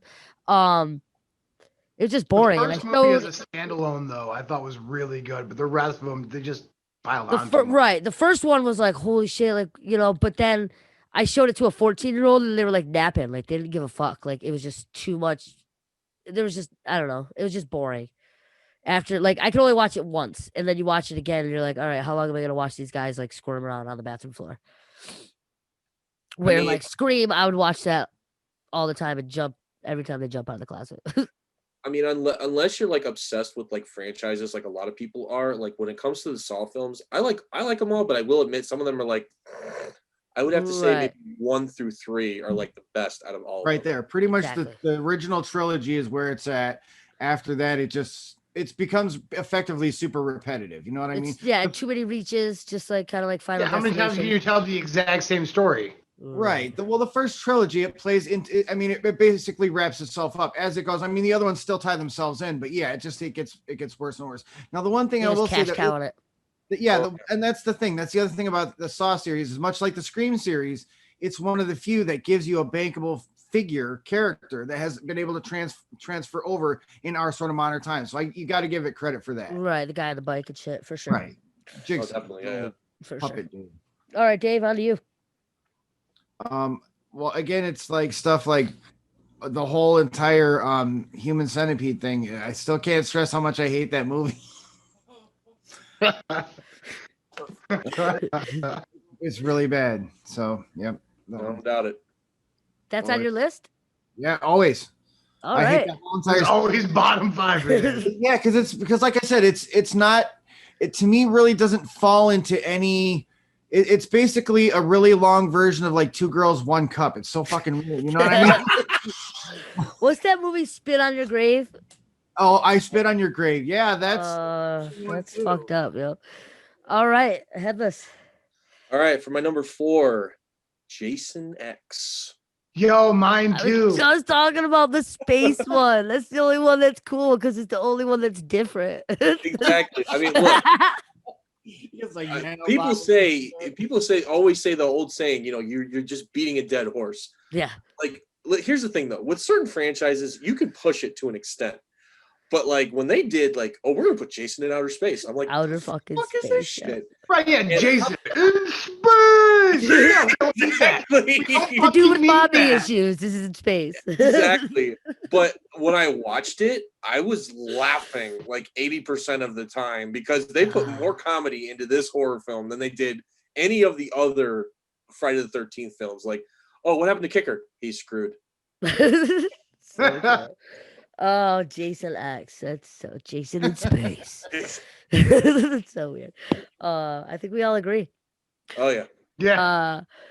What's up, Capty? Well, I was going Jason. I probably wasn't going with it next, but Jason X was definitely on my list. So at this point, I'm going to take an honorable mentions because I have it. Gremlins. Fucking A. That's a good Least? one.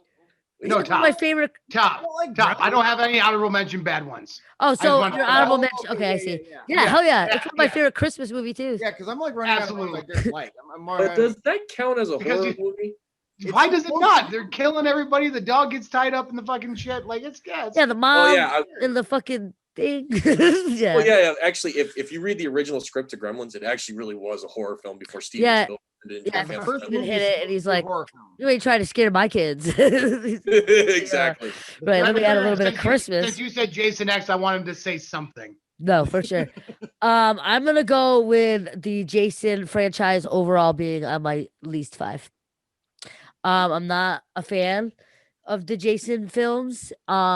I don't like his victims, so I would like them to die. So it makes it less scary when you're killing somebody that I don't want to live. And they haven't had enough like major names in their films. Like the people I can remember is like Corey Feldman and Kane Hodder, but I feel like a lot of people didn't really know who Kane Hodder was back in the day. Maybe they did, but so I feel like there was not enough character development with the character Jason in general. Like Halloween could stay the same forever, but for Jason, I have another criteria for him. I feel like the mask is the only thing that changed, and like I literally YouTube Jason shit, and you can watch a 25-minute video of the same killing every time. So like it was just too much, and yeah, I just didn't connect with their victims enough to want them to live. So it made it less scary. Okay, that's I don't know. That's a hard one because for me, Jason's just such an icon. And it's not even like you're right. He definitely doesn't have the most famous kills. Like his kill list of people that he's actually killed is still pretty massive. Brutal. And he's got a lot of really, it's not even the people that he killed, it's like the memorable ways that he's killed them. One of my favorite ones is still when he goes to New York and that black dude's like, first off, only guy to ever try to go toe to toe with Jason Voorhees. He sees all the other destruction. This guy's like, nah, I got this. Dog. He's just like trying to punch the shit out of him. He weakens himself just by throwing so many punches. Give me what you got. Biff, and just knocks his fucking head off, man. That is amazing. I love that. That's one of my favorite Jason kills. I also hate that they have to put him in different places to make him cool, like Jason in the city and Jason in space. It's like, you know, like why don't you just pay like famous people to like be in it, like Drew Barrymore? Okay, you know what I mean? So I'm just not a fan. And he's a mama's boy. On to you, Dave. Yeah, that's the thing. Like, you know, I always get into arguments with people. Like, if they ever do a Jason versus Michael Myers film, it's like I try to be as like clear as possible. I'm like, look, here's the deal. If you really want to put those two together, I will clear this up right now. It's not a matter of who's invincible. It's about who is one step ahead of the other. Right. And if you want to compare them, I'm going to put it this way: Jason Voorhees, he's basically a retired Marine. He will use anything around him as a weapon and hurt someone. What's Michael Myers? He's an assassin. Michael retains information. Michael scopes out places. Michael poses at other people. He's everywhere. He's always one step ahead of you. It doesn't matter if you knock him down. He'll get right back up and he'll still find another way to kill you. I agree with that. Jason's just kind of like, die, die. That's another thing. Jason doesn't have He works under the Superman mentality, which is he feels he's basically invincible. So he doesn't really do anything to block damage. I mean, not for nothing. That black guy's punches could have done something. Had he'd been strong enough to do something, Jason would have been fucked because he was like, hit me, bro. You know what I mean? Like what happens when you actually do that? And that's how Batman kicks Superman's ass. Superman's like, come at me, bro. Right here. Batman's like, you got it. Pow, and then he fucking cleans his clock because he didn't expect to exactly. He doesn't expect to do it when he gets punched. So I agree with that. I will give Michael Myers the edge in that. That's a good point.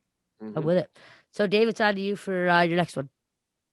So this is our like last. For like honorable mentions. No, we're just on to Dwayne did an honorable mention because I think somebody mentioned his. Oh, Jason. Yeah. We're still least five. You took my Jason. I've got 3 more to go.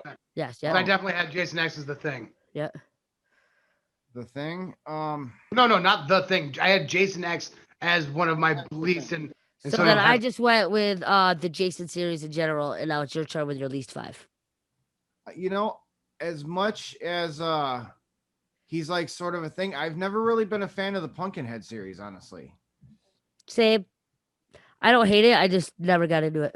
Like I get what it is and stuff. It was just for as big as it like kind of should have been and wasn't like for a lot of the big deal that they made. It's the same thing. It was sort of like it's basically not for nothing. It is literally the exact same movie almost all the way through every single time. Something stupid happens. They need revenge. Pumpkinhead comes out and just murders everybody, and you got to go through the old witch. I don't know. I was never a super fan of that particular series as a whole. I agree. I'm not gonna rush this along, but I'm gonna go to Chris because yeah. All right, no problem. All right, for my number 3, Valentine. I don't think I saw Valentine. Is that an older one? Did anybody see Valentine? My Bloody Valentine? My Bloody Valentine. I saw that. No. All right. That might meet my bottom criteria as well. Right. But let me see if I can just jog everyone's memory. Back in the 90s and the early 2000s, we had the Scream franchise. After that, we had I Know What You Did Last Summer, and then we came with what was it? Urban Legends, I think was happening. Yeah, they decided to make a film that centered around Valentine's Day, which was basically, of course, it's just like some of the other horror films we've seen. A tragic event occurs where some guy is supposedly the victim, and now years later, he's back stalking these teen girls these adult girls that made fun of him when he was in school. And it's got like a pretty decent cast. I think it's got like where's my info? Try to speed this up real quick. All right, I think you got like David Boreanaz. It's got here we go. You've got like Denise Richards, David Boreanaz, Katherine Heigl. That's actually a pretty decent cast. Oh yeah. But for a horror movie though, is it really a good cast? I mean, it's a name cast, but none of those people sound like horror movie actors. Well, they're not. I mean, except for like David Boreanaz, who's Angel from Buffy the Vampire Slayer. And Denise Richards do that. What's that movie with Nev Campbell? Charlie Sheen. Wild Things. Wild Things. Made out the pool. Yeah. So I put that on my horror list. But, like, look, it's basically, in my opinion, it's not like the worst film of all time, but it's basically just copy and paste. Take a horror movie, slap a holiday on it, and let's just try to make it something right. They never made another sequel to it. They never did anything else with it. And to me, it out in the universe. Yeah, it was just like, not really worth my time. But if you want to see it, definitely check it out. It's, probably good on like a top 10 list to watch for like a horror movie marathon for any other day. Right, just cause to have an opinion on it and shit. Hell yeah. Definitely. Cap T. All right, The Wicker Man. Yes. That was just god awful garbage. And like I like a lot of Nicolas Cage and different stuff, but that movie was it was so hard to follow, and the whole thing it was just garbage. No, I agree. What do you guys think? I definitely was not like what I was expecting it to be, because I think I remember watching the original with a friend of mine. Right. And like they really just kind of went like kind of way too far in another direction. And it's not something you loved. Yeah, it's not a good movie for Nicolas Cage. Definitely not, especially like, and he's become so much like now. They just meme everything that he does now. He's so weird. He's like He's amazingly weird. Super weird though, but he came out of nowhere. I feel like he did like Gone in 60 Seconds, and then he did like National Treasure, and he's like, "This is what I'm gonna do. I'm just gonna do mad weird shit. Like it just shit you don't expect." Did you guys see the movie Mom and Dad's? Yes. They're like beating the shit out of their kids.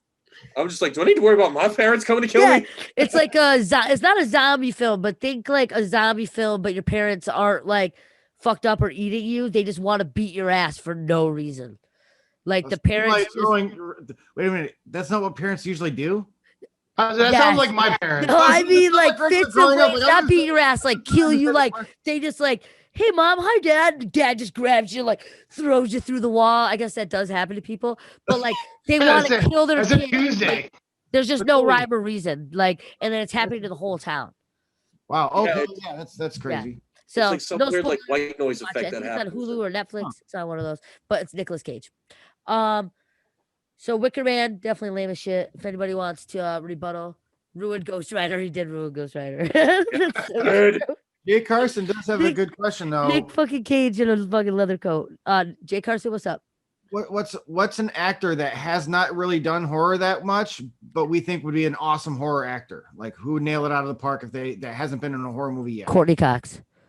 No, I was kidding. I think she was an old horror actor, and I think she did a good job of it. She's cheesy and whatever. Somebody like who hasn't. Yeah, who hasn't done it? I think Jim Carrey. No, well, would we count Jim Carrey because he did that one movie? What, 24? The number 23. 23, yeah. That's more of a psychological thriller, I think. That's kind of what I was thinking. That's what I thought. He's actually like a really good overall actor. I think he'd have the chops to do it, and he would be somebody you might not expect. I think Jim Carrey's good in just about fucking everything. Yeah. I think he could be a killer. I didn't like that he did. I think he could be a killer. Have you seen the preview for the new Vince Vaughn movie? It's like a Freaky Friday situation where he trades. Dude. No, that happens. But I'm just done with that whole trope, the Freaky Friday type thing. I'm just Freaky Friday.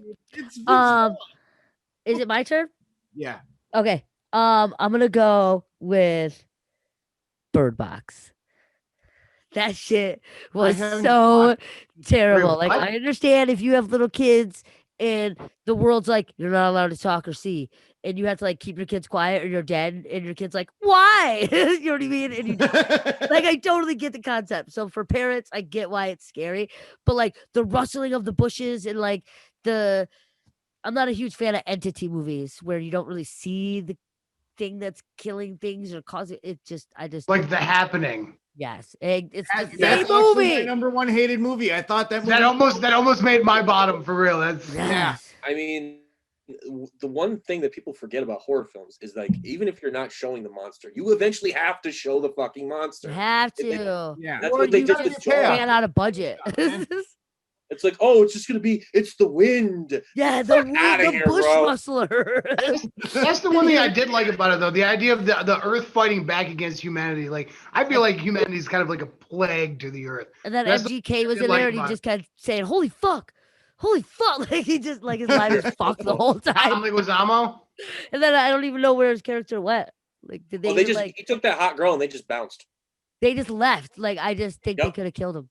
They're like, And "Oh, we don't have any MGK brags budget about left." it on friggin' Instagram. He's like, we're still alive. What we're doing, none of your business. Right? It's like they didn't develop their characters after that. He just said "what the fuck" a bunch of times, and then they're like, "Deuces." So, that was my least fave. One of my least faves. On to Dave. No, that was my vote. Actually, we went on to that. The Happening. Oh, The Happening. Oh Yeah. yeah, it's basically the same movie. Yeah. Same Pretty idea. fucking close. Same idea. Rustling bushes, people doing weird shit. Yeah. Headless Ninja. All right, for my number 2, the Jeepers Creepers franchise. Yeah, dog. No, I'm just Like, kidding. Dwayne's I'm like, not trying to say. We knew we were coming back to. I mean, it's just, I don't know what it was, but I remember I went to the movie theaters. I saw it with a friend of mine, and I'm just sitting there, just kind of like, dude, what's the fucking point of this movie? I feel like this is the same shit we've seen before. And it's like, oh, we can't die. You can just magically grow body parts. I'm just like, where's the fucking character development in this goddamn film? yeah, no, that was my None. issues. There was not None. enough character development. There wasn't like a signature weapon. It wasn't and they had a very good character mask and they had a good idea of trying to be part of the cult classics, but I Yeah. just think they didn't hit the mark. But Well, it's they promoted it very well. It's kind of rip off the Pennywise, right? It's a monster, it goes to sleep, it comes back, it kills for a little bit, and it goes away. Basically, Yeah, exactly. It was Wait, just basically, like basically copy paste. Well, listen, again, I enjoyed that movie because of, I think a lot of it was when I saw it in my no, life. for sure. You know, and it hooked me in when I did watch it. So And that's what's up, dude. I mean, it's iconic too. Yeah, it's just like I mean, when people maybe- saw Halloween or saw Scream or saw Evil Dead. Exactly. I mean, maybe one day I'll sit down, I'll revisit it, I'll try to be more open-minded to it. But just when I first saw it and just people raved about it afterwards, it wasn't anything special to me. But I'm willing to actually like sit down and actually give something another try. For sure. Captain. Yeah. the fucking Babadook. I I didn't do know that. not like the Babadook. Babadook? The Babadook. You seen the Never heard of Babadook? it. Have you No. seen the Babadook? Uh-uh. Fucking I this. highly talked about one. Yeah, it's like this fucking Australian sad. thing. I don't know. The reason I hated the movie so much is because like you said, I just wanted that little kid to fucking die the whole movie. I hated it. Exactly the same. Fuck that kid. The whole time you're just rooting for the villain because It matters. That matters. When you don't want the character to live, it's less scary. Yeah. yeah. It matters. You don't want Yeah, Nell you're Campbell to absolutely right. It die. definitely matters. Right. By the 5th movie, I didn't like Scream 5 because I want Nev Campbell to die in it. Like, I'm done with you now. You can die. They do, since they're doing Scream 5, this is the one thing I want to happen. I want because I know they're gonna do this to Dewey again. If Right. Dewey gets stabbed one more time by the fucking killer, I want him to grab the dude while he's dying, pull out his pistol, and fucking empty the fucking thing Just into him. Be boom, like, suck your finally, I shit! get mine. Oh, Yeah, and is he paralyzed anymore? I feel like He doesn't walk should be fast. at this point. He like in the second one, he was like super like gimpy, and now he's all like, all right. Yep. Okay, is it on me? Capty said, what'd you say? Okay. The Babadook. Oh yeah. So my top least favorite movie. I actually skipped it and it wasn't my top 5. Least favorite movie, Friday the 13th was my top 5. But See No Evil. I like that movie because it had a wrestler in it. But just Kane, the right? storyline was shit. yeah. I think I saw See No Evil, but it's not ringing a bell. It's not a bad. I mean, it wasn't a bad movie, but it wasn't. Okay, so it was a lot better than I thought it was going to be. That's about as good as I could say for it. You know what I mean? Like, I didn't Yeah. expect. I don't have such a climax because I don't have a lot to say about it. It should be one of my honorable mentions because it's not that bad enough to make the bad list, but it was pretty bad. But they should have done Homie better. They should have done Kane better with a better. Right? What do you think, Headless? I've only seen bits and pieces of it, but I liked what it was for having it, because like a lot of times the one thing I can't stand is when they say, well, athletes can't act or have any other talent. They just need to. I'm like, no, that's not true. No, that's not true. If you can explore it, do it. And I think Kane Right. definitely is a very menacing character, especially not to mention he's very iconic in the WWE and the wrestling world. Right. Absolutely. And I definitely feel like, and those are movies I want to revisit someday. So I think, I think it was a decent film, but if it's, if it's not for everyone, it's not for everyone. Definitely. WWE films bombs at the box office. J3 knows his shit. All right.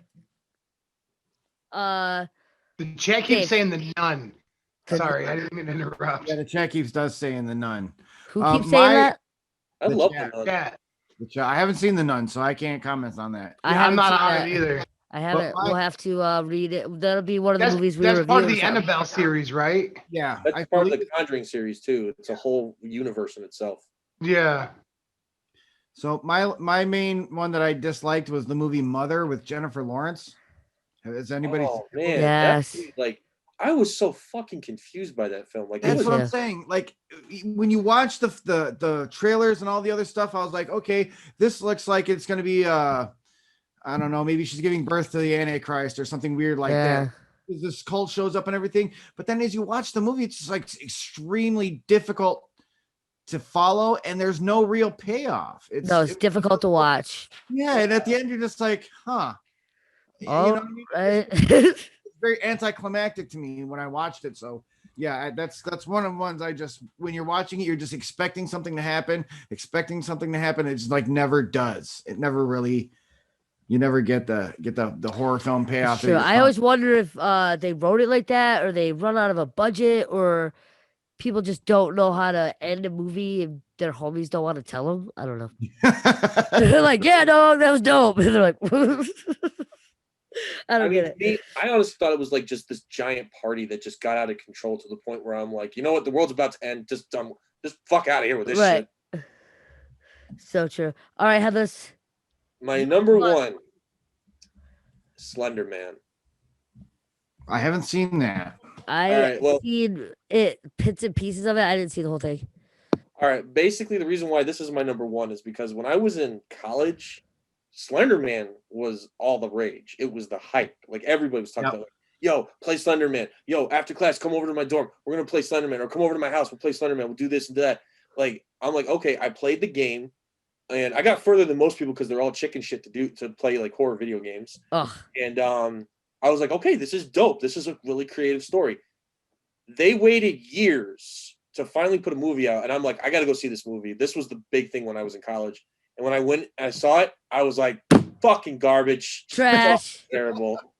Did you tell them it was trash? I did, yeah. But I'll tell you this right now. The only good part of that entire film is I believe it's like maybe the last 5 minutes or there's a sequence in there where it's near the very end. There's like a 5-minute movie where the visuals are just like, they fuck with you. That's where they spent all their money. That's exactly, yeah, that's what it happened. Sometimes when you're not just like a simple fan, like, and you really like think about budgets and like things that it takes to create something, you're like, they could have made this movie way better if they would have just minimized this one scene. And yeah, so hilarious. Exactly. Yep. Mm-hmm. Hide and Seek was a decent movie. All right, Cap D, we're ending with you, homie. All right. Have any of you guys seen either of the Babysitter movies? Yeah, actually, I didn't think the second one is my least favorite. Is this like an old school movie? Because it's new. It has Bella Thorne in it. Yeah, and shit. Like, the cast is pretty decent. The cast is pretty decent, but it's like the second one. Like, I enjoyed the first one as a standalone film. I thought it was pretty good. I like the fact that they threw in the kind of comedy that they did into it. It was just like these people need to do a blood sacrifice for the devil. So I kind of like that whole, like, I'm into Satan like that, you know? So the whole concept was pretty cool to me. But then the second one was just so absolutely derivative of the first, where it's like, it was literally, why did you That's even fair. make the second movie? Like, who allowed this? Who signed off on this? Why is this a thing? Yeah. What do you think, Dave? So I watched them, and I will fully agree with his assessment. The second movie is like basically a stupid ripoff of the first one. The only thing that I love is one of the characters in there is Robbie Amell. That's Steve Amell's brother from the Green Arrow. Is that the dude who's like Chad or whatever the fuck his name is? He's like, Yeah. I'm not even mad, bro. Not even mad. Because And that's the dude. That's the dude. That's like the whole reason I'm like, fuck yeah, all right. All right, I'll give it to you. Yeah, he comes back and he's like, he tries to kill him. And like every time he's doing like, because he starts off as a nerd. So in the first movie, he even tries to get him to confront his bully. He's like, I'm not going to kill you. Fuck this. You're going to go fight this other kid first. And he drags him over. Yeah, and that's what I loved about the first movie too. Like his character in the first movie, but watching him do like it was just in the second one, it was the exact same. Like I mean, clearly it's going to be the same character, but it was two the same character. You know, it's like it was just two on the nose. Yeah, I'm not a fan when they do that shit, like the cabin fever thing, where they just completely created the same exact movie. But shit. Yeah, I just loved that character out of the whole movie. That was the redeeming No, quality. he's the guy though. Yeah, for real. You're gonna kill me. I'm not even mad, bro. I'm not even mad, bro. Not even mad. That's something that any one of us would say. Holy shit, that was so much fun. And I hope that everybody who watched this learned a little bit about us. I am Sarah of Pleasantly Offensive Productions. With me, we have the Grim Creeper, Headless Ninja, and Cap D. And we are the pOpCast Under the Stairs. And we fucking greatly appreciate your guys' attendance. And yeah, dude, that was the shit. That was dope. Oh, I had so much fun doing this. I had a blast. I have one honorable mention. I didn't even get to mention. Yeah, I just wanted to do a little outro in case it like shut off because it's scheduled for 2 hours. It might keep going, but if it shuts off at 11, we love you guys. But we're gonna keep chatting. Yeah. Oh hell yeah, yeah. Capty. Yeah, I love you guys. Thanks for coming out and joining us. Zombieland is honestly in my honorable mentions. For a good Again, one? more of a horror comedy, but like I fucking loved the first one. Second one, trash. Trash. Yeah, The but first one was dope with the rules and shit, and then they just too many reaches in the second one. they waited way too long to make the sequel. But I think what redeems the film, in my opinion, is that last moment with Bill Murray, where it shows the beginning of the apocalypse and where he is. Well, it's Yeah. Bill Murray. Yeah. Bill Murray. Yeah, Bill Murray. Like he's the star power in most movies. We already Hell discussed yeah. this. Oh hell He's yeah. such a lucky guy, like such a casual dude. I feel like he's so normal, and then it's just like he's so iconic. You at see the this same shit time. where he like shows up to random people's weddings and just wiles out and shit. No. Real, yeah. Like, yeah, he just shows up places that people like invite him to, and they're like, "Yeah, Bill will never show up." And then he just randomly shows up at strangers' weddings and just like starts DJing and shit. or whatever. That's so awesome, dude. He's That was mad chill with like Wu-Tang Clan. that's Yeah. that's like so homies cool. with the RZA. Yeah, yeah. So what made you Oh, decide to do Garfield 3? Can this be complete honesty off the record? Yeah, of course. Drugs cost money. That's so good. I just fucking cash cow, buddy. Cash cow. Oh my god, that's so awesome. But The yeah, littlest composition notebook for this. That's dope, man. Look how sick. tiny it is. Fuck yes, that's Oh yeah, man. that's You literally have a little black book. I put all of my stuff on my phone earlier today. And it's like, oh, I'm thinking about all this stuff. Like I said, I was scrolling through like the streaming platforms, just trying to remember like all the horror movies. Because I'm not like, that's not my favorite genre by any, but Right. whatever. But it's like I'm scrolling through. It's like I put them all in my phone and everything. And I was like, oh shit, I need my phone. right. I'm cameraing on my phone. It's so true. I looked for my I had a specific notebook I wanted to use. I have a fucking X-Files notebook that says I want to believe, and it has the whole little thing. Oh, Same fuck size. yeah. I was really hoping to use that because it would have felt like it fit, It you know, fit. especially with It's the a whole prop. sci-fi horror aspect of it. That's so dope. Sir, you yeah, said hit you up. didn't have paper, and I was over here writing down the ones you said you wanted to see. We're fighting. We're fighting. Wait, what now? By the way, is that You said you didn't have paper, so I was writing down the ones you said you wanted. No, I don't have a pen. I have paper. I don't have a pen. Then we're not Yeah. fighting, as you Okay, were. Is that fair enough. It's always awesome to have an assistant and a relationship person.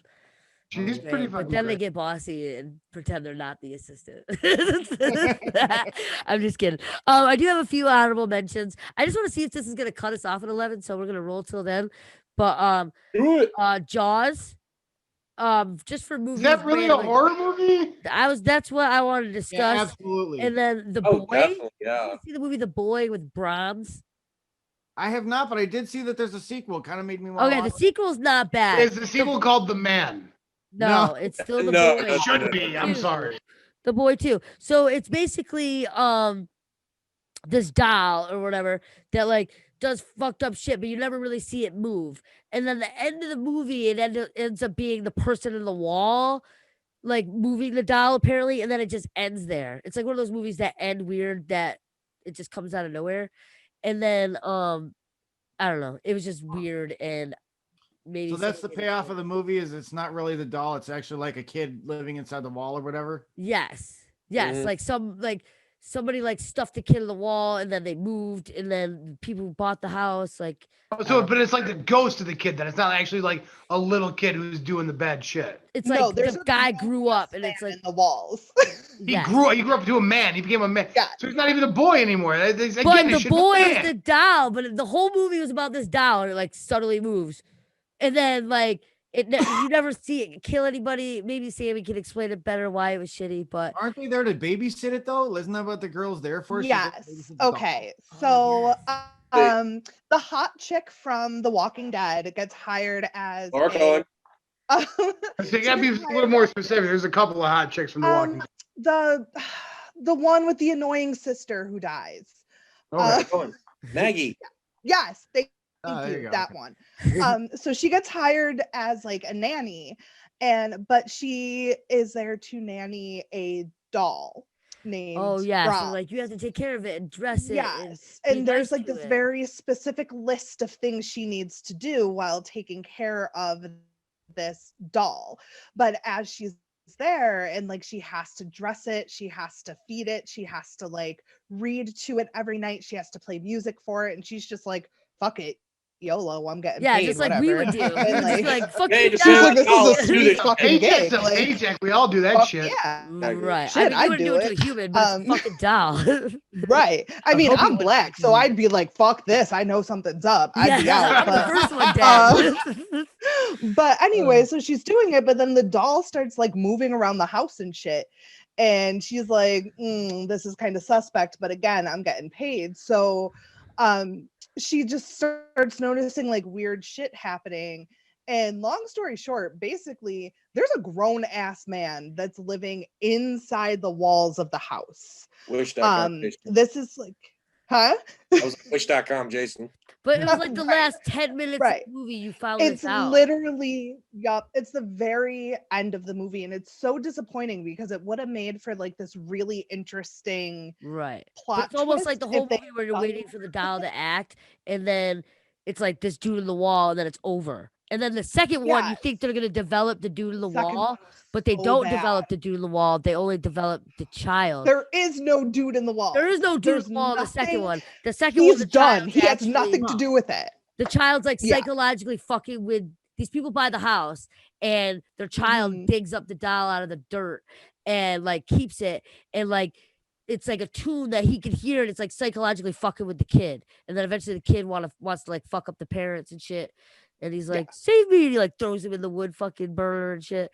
But yeah, they never, it's like one of those movies where they're just like, we don't really know how to end this because the doll never moves. So dude in the wall, the end.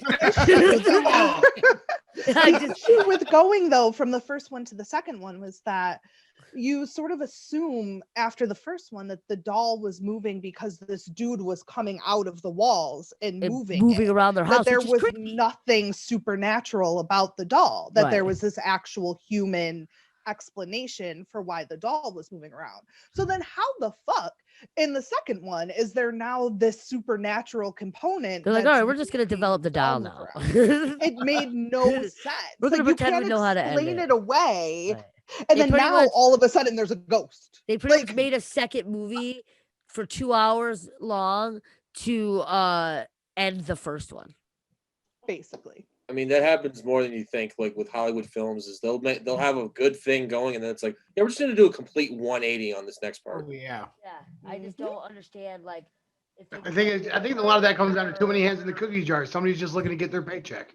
Exactly. Right. Yeah, Go and it back, happens like do this, or put this more in. often than and that's just what is so crazy. Like, out of all the horror films in the world, I'm like, wow, it's 11 o'clock. We're still recording. This is awesome. Yeah. I just Yay. wanted to make sure And it's I still get gonna to go. talk now. Yes.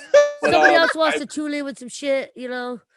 But if I had to say a Never movie mind. that holds up to this day with actual like great visuals and stuff like that, I would have to say Interview with a Vampire actually holds Fuck up yes. with That that. was Yeah, a good one. Not as a horror movie, but it's definitely as an honorable mention because it's phenomenal. Then It that is. whole series, Brad the book Pitt. series, really is what it comes down to. Queen of the Damned obviously comes along with it, but I mean, like, it's just done so well. I love Interview with a Vampire. I want to do a whole And the cast is vampire, huge. a whole vampire episode where we I'm so down for that. discuss Oh, yeah, these absolutely. top fives, or just Gotta have basic Blade in the vampire mix. everything.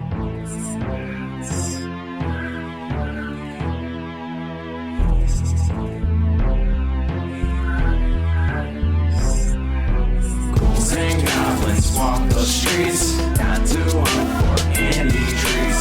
Witness as these souls all weep, begging for eternal sleep.